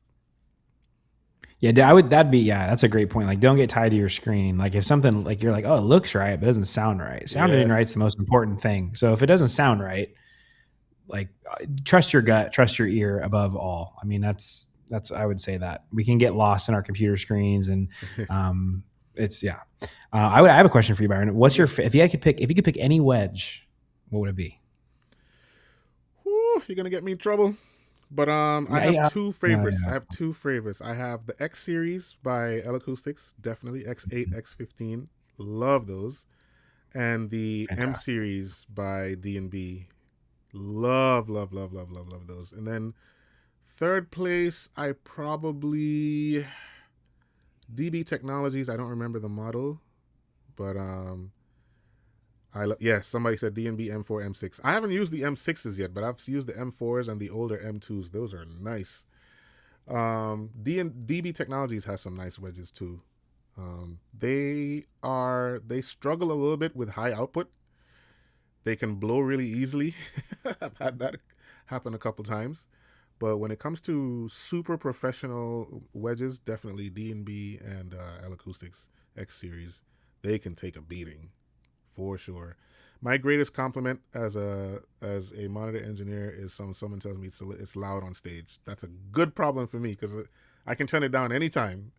When it comes to turning stuff up, that's when you start getting into problems and you start losing tone because you're fighting for gain before feedback.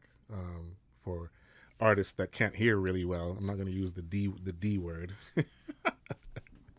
So yeah, those are some of my favorite. What about you? What's kind of like your favorite PA out there? My favorite PA? Oh man. Okay, so the one I'm the most comfortable on, that I've used probably the most is like L Acoustics. I mean, as the whole family of L Acoustics. I mean, K2 is solid. Kara. I don't ever hear everyone say it differently. I've mixed on that a whole lot, and that's fantastic. The KS28 subs are, some of the best subs I think ever created. I think they sound fantastic. With that being said, D&B makes some, it's fantastic. And I'm going to do a little shameless plug. This is not like I'm not endorsed by them or whatever. If you've watched my videos, you've seen recently that a company that I work for just purchased the new TT Audio, which is a new brand of RCF. Their GTX 12s, they're basically I'm not going to say it's their K2 box, but it's their K2 box, right? RCF's always been known for active boxes as a passive box. The amps are oddly similar to L Acoustics. About that. Yeah, okay. Yeah. If you go to NAMM, RCF's had the arena for the past couple of years, and they've been showing the GTX. If you've gone to Vegas and done Fremont Street, you've heard the GTX 12 because they've been there for a couple of years before they were officially announced. All that to be said, that is actually like my favorite box right now. I love that box because it's something new. I'm learning that box, and it sounds fantastic. People are so worried about the name of it and the logo on it, but it is a fantastic box, and I seriously would put it up against K2 or D&B, a Panther, all that kind of. I mean, it's a fantastic box. It's a fantastic box, and everyone makes good boxes now as a whole for the most part. It's all about comes down to like system tuning and who your system tech is and all that kind of stuff. Yes. But I would say like right now I'm having an absolute blast mixing on that PA. It is fantastic. So Man, that is dope. That is dope. I gotta hear those. yeah. I Yeah, hopefully if you go to just hear NAM, go to the one. RCF Arena, they Yeah. do a jam night, and I don't know if they're gonna do it like they did last year, but Yeah. make a point to go to the jam night. They get all these, music. It's like a bunch of musicians from different bands, and they have like a choir, and they have an orchestra, a little orchestra, and they're kind of demonstrating all these different genres all in one. And it's, if nothing else, it's a really cool night of music. But it's also they are demoing the GTX 10s and the 12s. And that's it. Yeah, it's a great opportunity to go listen to that box if you have a chance to. Nice, nice, nice. Definitely, definitely will.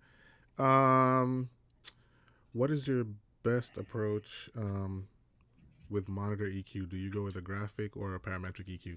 Okay, so I'm gonna ask you this question once I answer his question about graphic versus parametric for front of house tuning. So for me at Monitor World, I usually use a graphic EQ on my wedges, or I would have one inserted in case I need to. The parametric EQ that I did as an example in my last video was just to show you how easy it is to get feedback out of your wedges with a wider band, as opposed to using a graphic and cutting so many out. And there was several questions, Brian, in that video about I'm losing my train of thought because I was on this phone call about phase about phase in EQ with the different EQ bands and how they interact with each other. I heard from a very famous front of house guy a long time ago. He was talking about the reason why he doesn't use a graphic EQ is because the way the curves in the graphic EQ are designed, they interact so much with each other that there's normally a huge phase shift in from one band to the other, and that kind of throws him off. That's what he said. And then he switched to parametric EQ and started using wider bands. And to be honest, that kind of makes sense because if you look at a lot of these processing software, it's actually a parametric EQ that's on there, more so than a graphic. So I usually just have a graphic EQ on there just in case when we're getting into show and I need to go super loud and there's something that's feedbacking a 1K or something that's trying to get away. I would notch that out with a graphic as opposed to with the parametric. So it really depends on the situation. Definitely the mics I use the parametric on the input, and if I'm going to a group, I would use probably a graphic in there if I'm doing corporate, just because it's a lot more sensitive. So I hope that answers your question. So Brian, at front of house, when you're tuning PA and you don't have access to the tuning software, what are you using on your console to kind of notch out EQs? Are you using a graphic or a parametric? Well, I would say I do, just to piggyback off your comment from before. When I do have the software, I mean, where you can use sphere filters, obviously, is the preferred method, especially for like air comp and trying to get that top end back, because those sphere filters are supposed to compensate for phasing and all that kind of stuff. It's, Yes. if you have all those tools, that's the thing to use. So if you see those, that's always the preferred method. But if I don't have it, typically it's a graphic. And I would say that's just something for me. I feel like it's easier.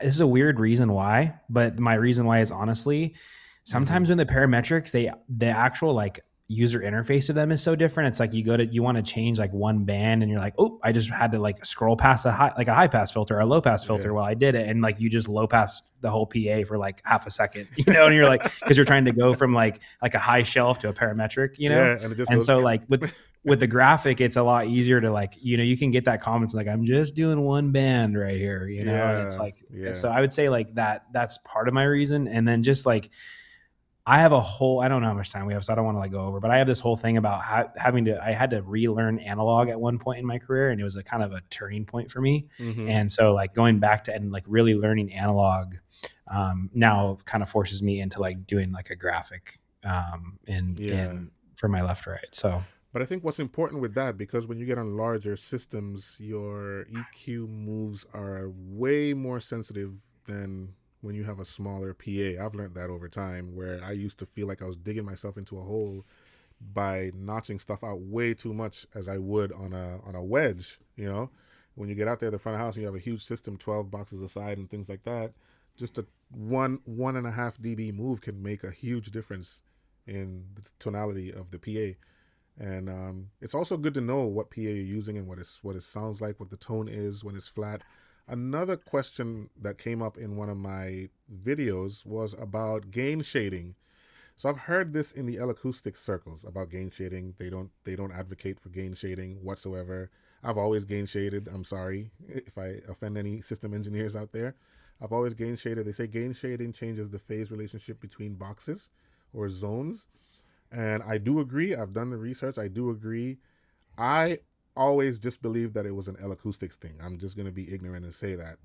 But apparently, it happens for most of the top boxes. If you gain shade, it changes the phase relationship between boxes. What are your thoughts on that? And what's the solution for your front row listeners if you're not gain shading? That's a conversation we should have. We should bring a system engineer on to tell us. I have a guy that I'm sure you do as well. If you want to do like a systems engineer panel, I got a buddy who loves talking system engineer stuff, and I think Yes, he would let's have do some it in great the input on future. this. It will be a great conversation. But I would say like typically like I try to not. I've lucked out, and if I get to pick my deployment, my main boxes are never hitting my first couple rows. I'm just relying on front fill, so I can kind of do Oh, like nice. have. I can do it that way and not Yes. have to deal with the whole gain shading thing. I feel like there's this thing where, and I'll say this as an L acoustics guy, like I've used a lot of L acoustics in my life. I'm not exclusive to them, but like I've just it's the most used live box in the world, right? So, Mm-hmm. and I feel like when they say something, it almost becomes like law. Like if Yeah. L acoustics is doing it, then it must be the way, you know? And so like in theory, it makes sense because when you do study like the whole line array concept and how line arrays work, like it makes sense, you It know, like does. it's like, you know, you go and you see these people who, when you learn line array concepts, right, it's like you see somebody with like 3 boxes on a line array and you're Yeah. like, that's not okay. Like you learn like on paper, that's not good. There's like a minimum amount of boxes you want because of the way like frequencies couple and the whole like the, you know, conceptually a line array, right? Mm-hmm.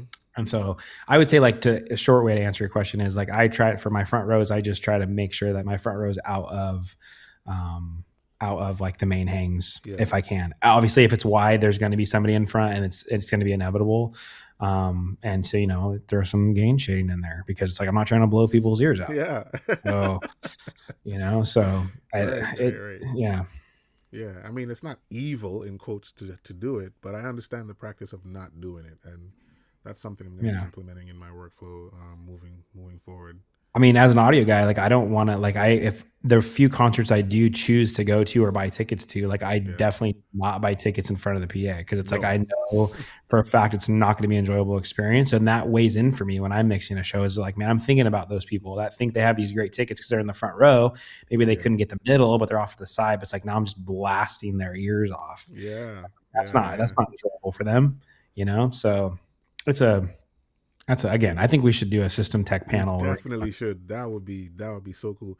I'm just going to bring it back to popcorn and listen. So gain shading is now automatic in Sound Vision. Okay, it used to be manual before, and now it's automatic. Okay, well, I'd love to know more. I'd love to know more because that kind of goes against the principle that they talked about in there. So I'd love to see how that works. I definitely want to do that L acoustics course sometime in the near future for sure. Brian, you are correct about gain shade and physics. Yes. That's exactly what we were just talking about. Gain shading and the physics and how the phase relationship is between the boxes is interesting. Did I just see Sean Brown? Sean Brown is in here. Sean is a really good childhood friend of mine, Atmos Movie. You guys should go follow at Atmos Movie on YouTube. He's doing some incredible things over there in television and film. So please take some time to go over there and follow. Brian, we're getting close to the end here, buddy. We're getting close to the end. If there's anything else you'd like to share, is there any questions that you would like to have for both of us in the chat? Please share them now so that we can get to this raffle. As a matter of fact, I feel like we should give something away now, at least one prize as we go along. So I'm going to spin this wheel. This is your last chance to get your names in. Byron, you're making corporate happy by gain shading. Yes. Right. Exactly. You have to gain shade in corporate. 1,000%. Yeah. I would take not blowing somebody's ears out over like, they're going to be like, wow, the low frequency buildup is a little off right here. But Yeah, I rather have that than like, yeah. Yeah. who's gonna say that anyway? Yeah. Right. So yeah, last chance to get your names in on the raffle. I'm going to spin the wheel in the next 10 seconds. So if you have not put your name in here, take a peek, take a look, and see, and write your name in the chat, and I'll get it in there. But we have 4 prizes to give away today, so I'm gonna go spin the wheel and get the first person to win. Dave, right on time. Dave, right on time. Right on time, Dave. All right, Dave, you are in there. So let's spin this wheel. I can't even see. My camera's all in the way. All right, spinning the wheel. Here we go.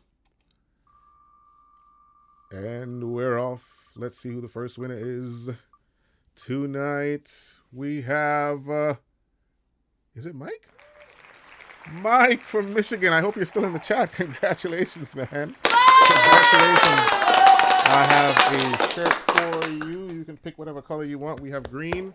We have black, we have maroon, and I'd love to send that to you. I'm gonna type the email that you can send your address to in the chat. It is inquiries.byron@gmail.com. Mike, if you are here, raise your hand. He is here. All right. Otherwise, we're going to move on. Mike from Michigan. Mike from Michigan. Let me know if you're here. If you're not, we will move on to select another winner. So I'll give you a couple minutes to... He's here. He put a... He's here? Oh, did he? Yeah. Did I miss him? Where's he at? Oh, yeah. Congrats, Mike. Fresh record, 2016. Congratulations. So the email is in the chat, inquiries.byron@gmail.com. Send me your address, and I'll be happy to send it over to you as early as tomorrow. Honestly, I can get it out and send it tomorrow, and I'll let you know when it arrives. Send me your email address and your physical address, and I'd love to send that over to you. Congratulations. Congratulations.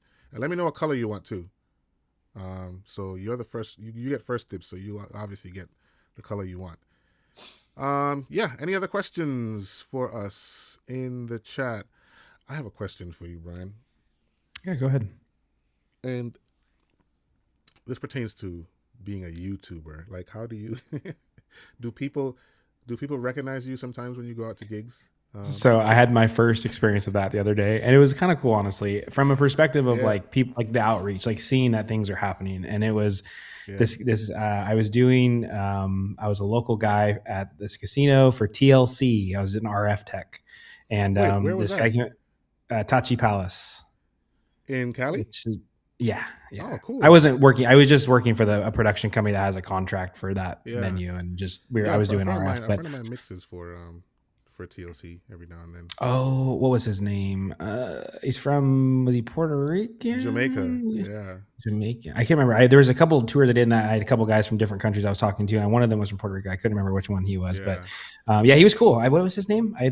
His name is he goes by the name Reds. It's Jason Reynolds is his real name. Light skinned guy, big tall light skinned guy. I don't think he was out in California, but he did a show. No, I don't. That didn't sound familiar. Vegas. But anyways, so my first experience, I'll make it quick. It was funny. So I was talking to this guy, and he was wearing an RCF hat. And so it was an instant point of conversation for me because I do a lot of RCF and I don't see a lot of people wearing RCF stuff. So I was like, oh, hey, it's love your hat. And he was actually with a video company, but he was an audio guy.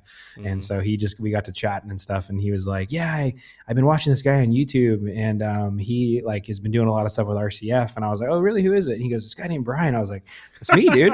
And it was kind of cool because it was just like, and he was like, oh, no way. And so we ended up, after the show, we went back to the casino and grabbed a beer and just kind of chatted about audio and life and all that kind of stuff. And it's just a small world, and I love it. Man. It's a small little community, and it was super cool I get to do that. And he's like, hey, me and my boss and I, we watch all your videos, and we just throw it on in the shop while we're prepping trucks and stuff. And then, for me, it's like, man, I got to start making more videos then, it's just cool for me to have that outreach for people and be able to help people or just give them something to watch. I mean, it's not even about it's just, here's something to watch. There's not a lot of content in our space.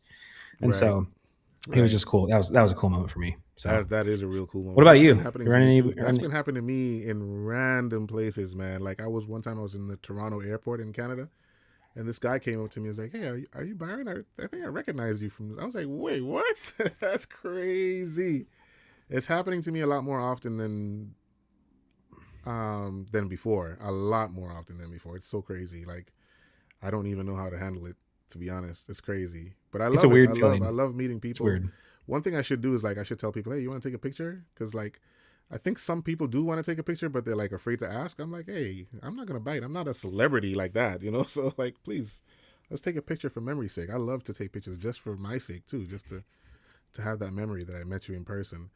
I'm Absolutely. winning the next one. The only challenge is I'm in the UK. It doesn't matter. I'm gonna ship. I'm shipping it worldwide. So don't worry. I am taking care of the bill. So it doesn't matter where you are in the world. You have an opportunity to win some of these branded shirts from me, and I will ship it to you wherever you are in the world. So I think we should do a second one. Mike, congratulations. I hope you'll send me an email. Again, it's inquire. Wait, hold on. Let me double check that. Make sure that I'm giving you the right email address. Let While me you're looking check. that up, Yep. Jay, I got your message if you're still in the stream. And I got a message from a couple of you guys. If you seriously, if I'm sure this goes for both of us, if you, I mean, I don't know what, Byron, what your preferred method of Yep. reaching out is, but for me, it's Instagram.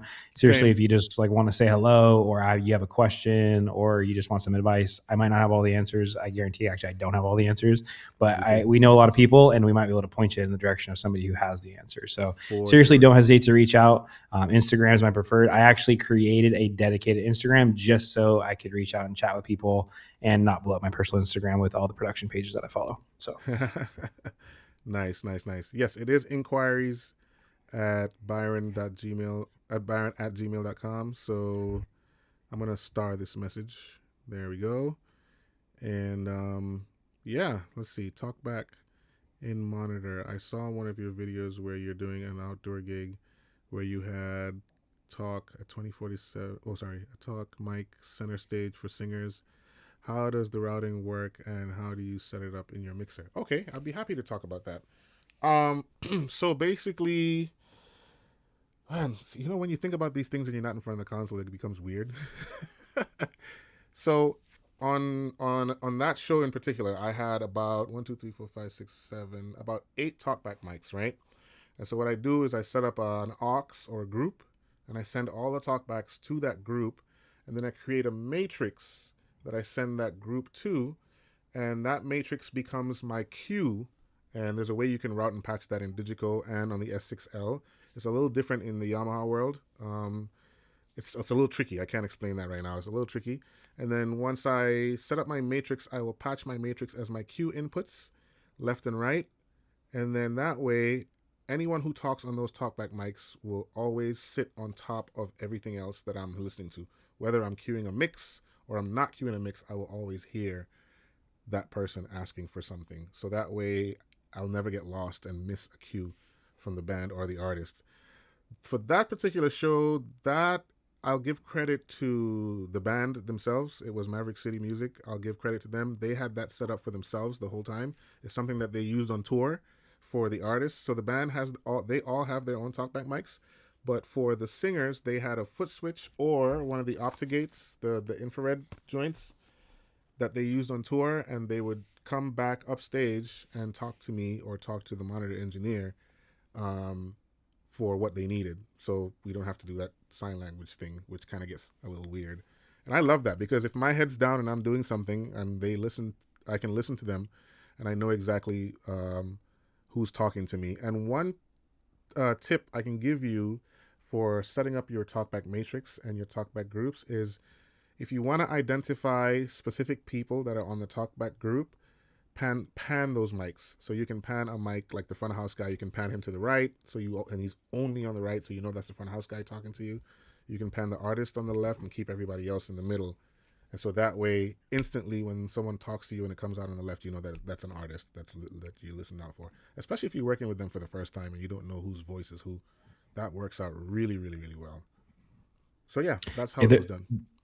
There's a setting on the Yamahas where you can set what your default listen mix is when you're not queuing anything.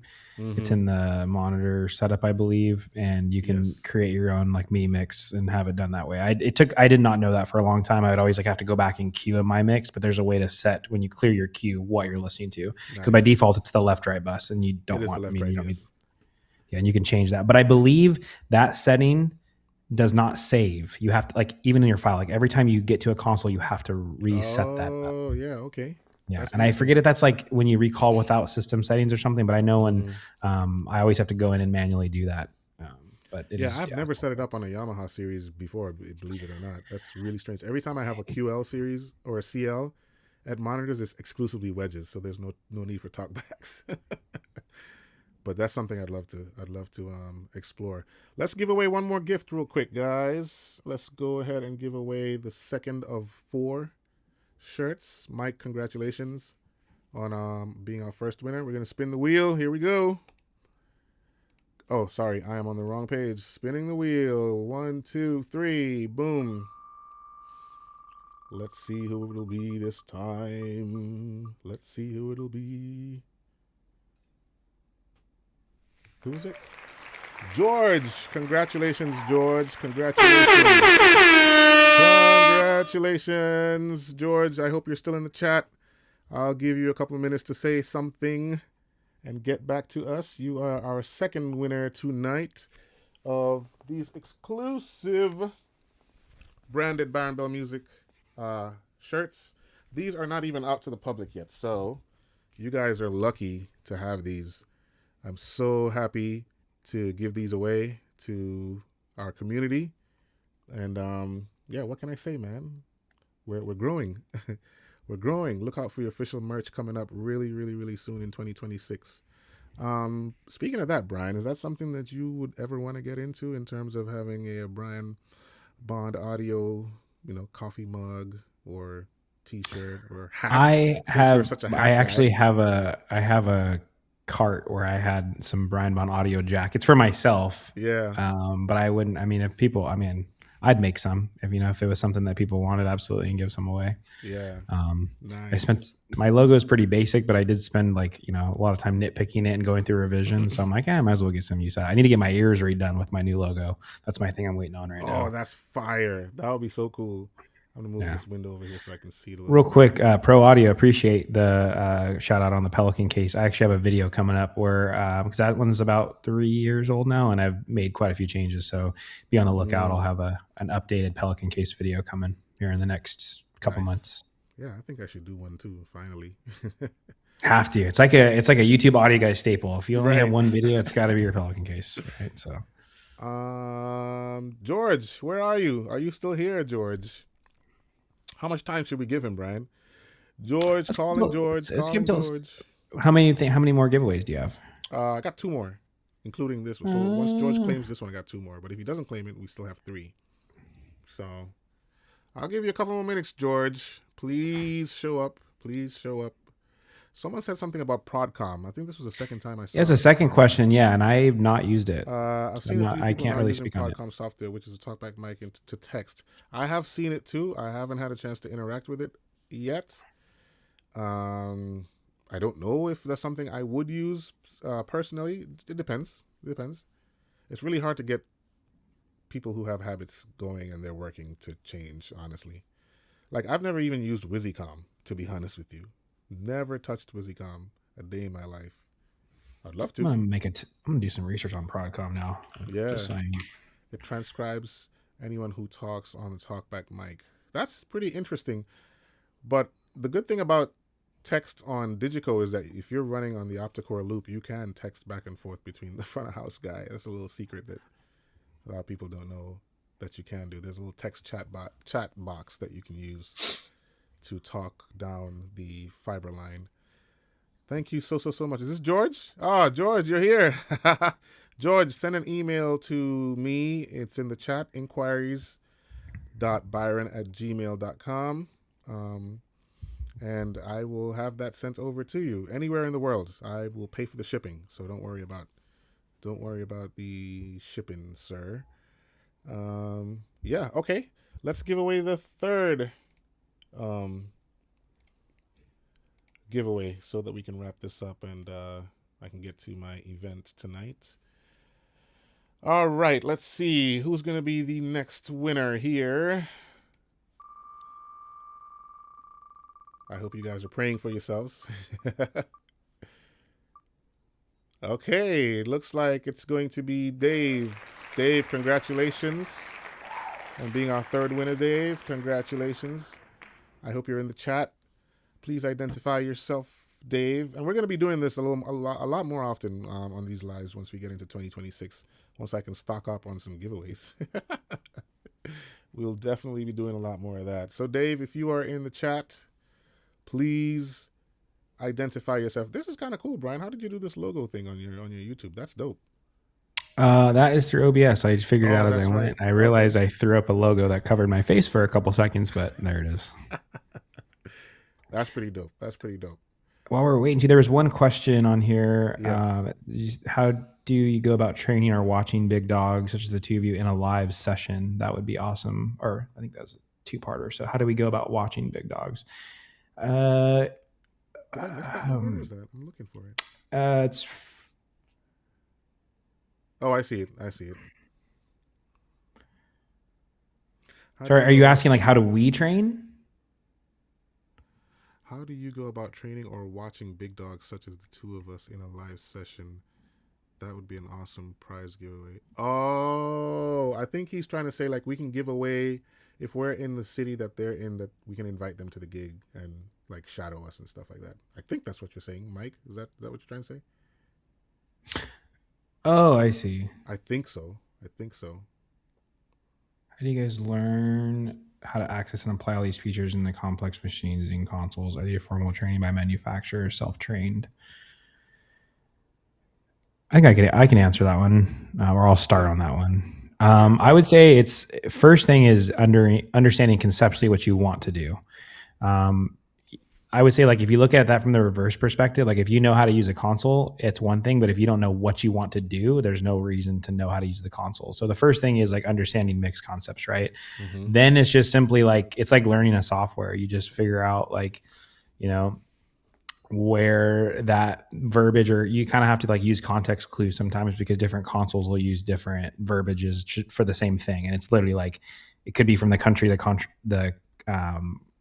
console originates from, right? Like I think my favorite example, and this is not like totally the same, but like Yamaha's use an on button and like Midas stuff uses a mute button. Like they're polar opposites. It's the same thing, but it's like on a Midas, if the light's on, the channel's off, and on a Yamaha, if the light's on, the channel's on. And like that's like kind of a big difference, you know. But again, it's just like understanding, like okay, like that's what that's doing. So there's all those kinds of things when you get into the layers of these consoles that you just have to spend time. So I typically will dig into the console editors. And figure out kind of like the verbiage I'm looking for. Like it's not the same as being on the physical console, but at least I can know like, okay, this is what Digico, this is how they word that command or that function. This is how Yamaha words it. So when I get to the console, I know what I'm looking for.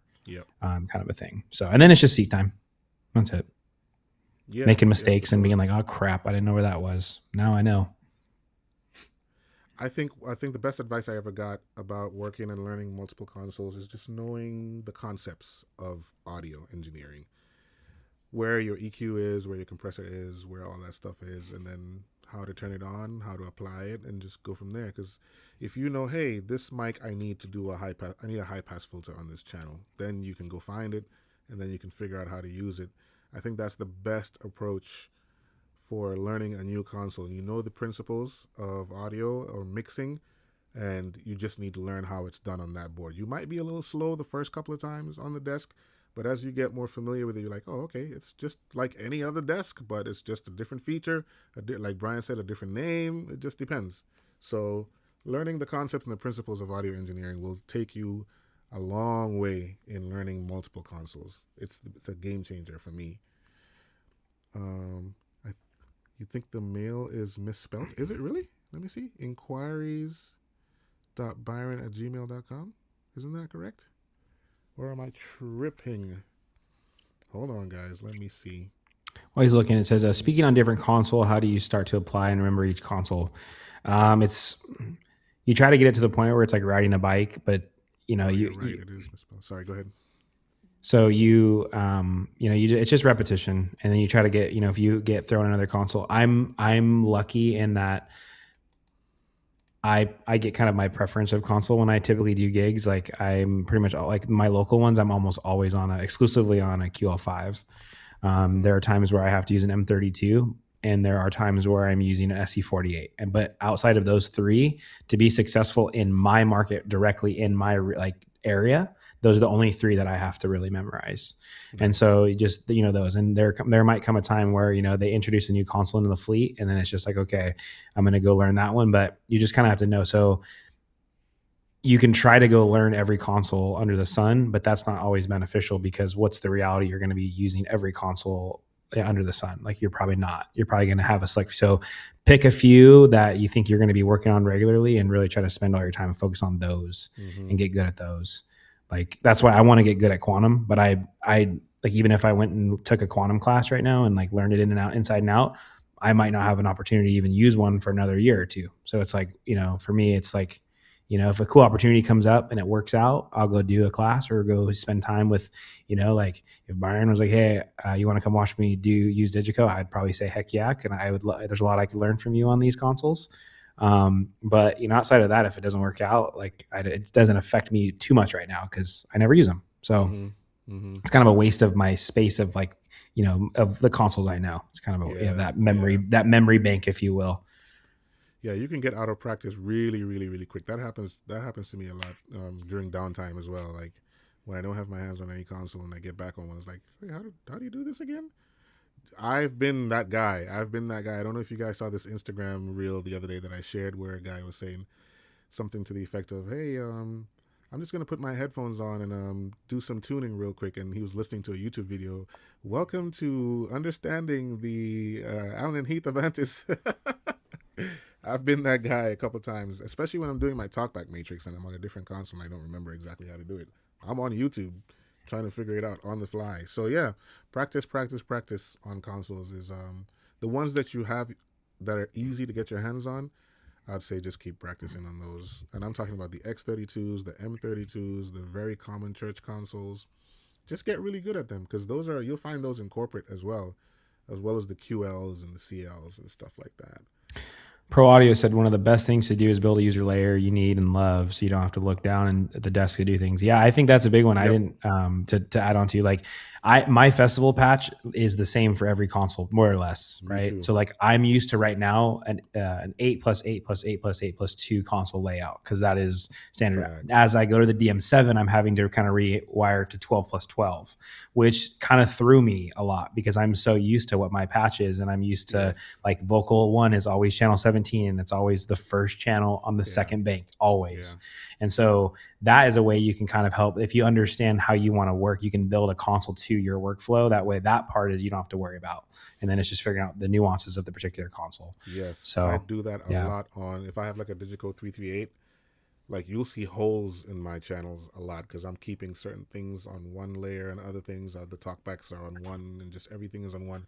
But here's a pro tip for you, two pro tips for you guys when it comes to like a festival and you don't have a lot of time to label things. I get so used to my festival patch. My festival patch doesn't say kick, snare, top, snare, bottom. It's just this is K, S, T, S, B, T1, T2, T3, FT, floor tom. Like that is a super fast way of labeling in case you need to relabel some things and in case you don't have enough time to type all those names in there. I find that to be such a super fast workflow. And then workflow number two, if you're building custom layers, I try to keep the artist mic on every layer as a monitor guy in case I need to grab it real quick. So when I'm going through all my banks, the artist mic shows up on every bank at the same place on the bank every single time. I think that's a game changer too. I saw that some front of house guy on YouTube showed that to me years and years ago. I don't remember who it was, so I'm sorry I can't give them credit, but I thought that was a brilliant idea of having the artist mic on every bank. Yeah, and sometimes you have to get creative, and you can't even use custom fader banks. Like if you're on like an M32 or something, you don't have the luxury of custom fader banks. So Yeah. sometimes you have to like throw things like you have to get creative. Like there's 4 user-defined pots. Like throw a level on a pot, so it's always Yeah. there for you or something like that. Like think outside the box and think, hey, how can I use this workflow from this console on this console? Yeah. Don't think outside the box. Use your creativity in that way because it can help out a lot.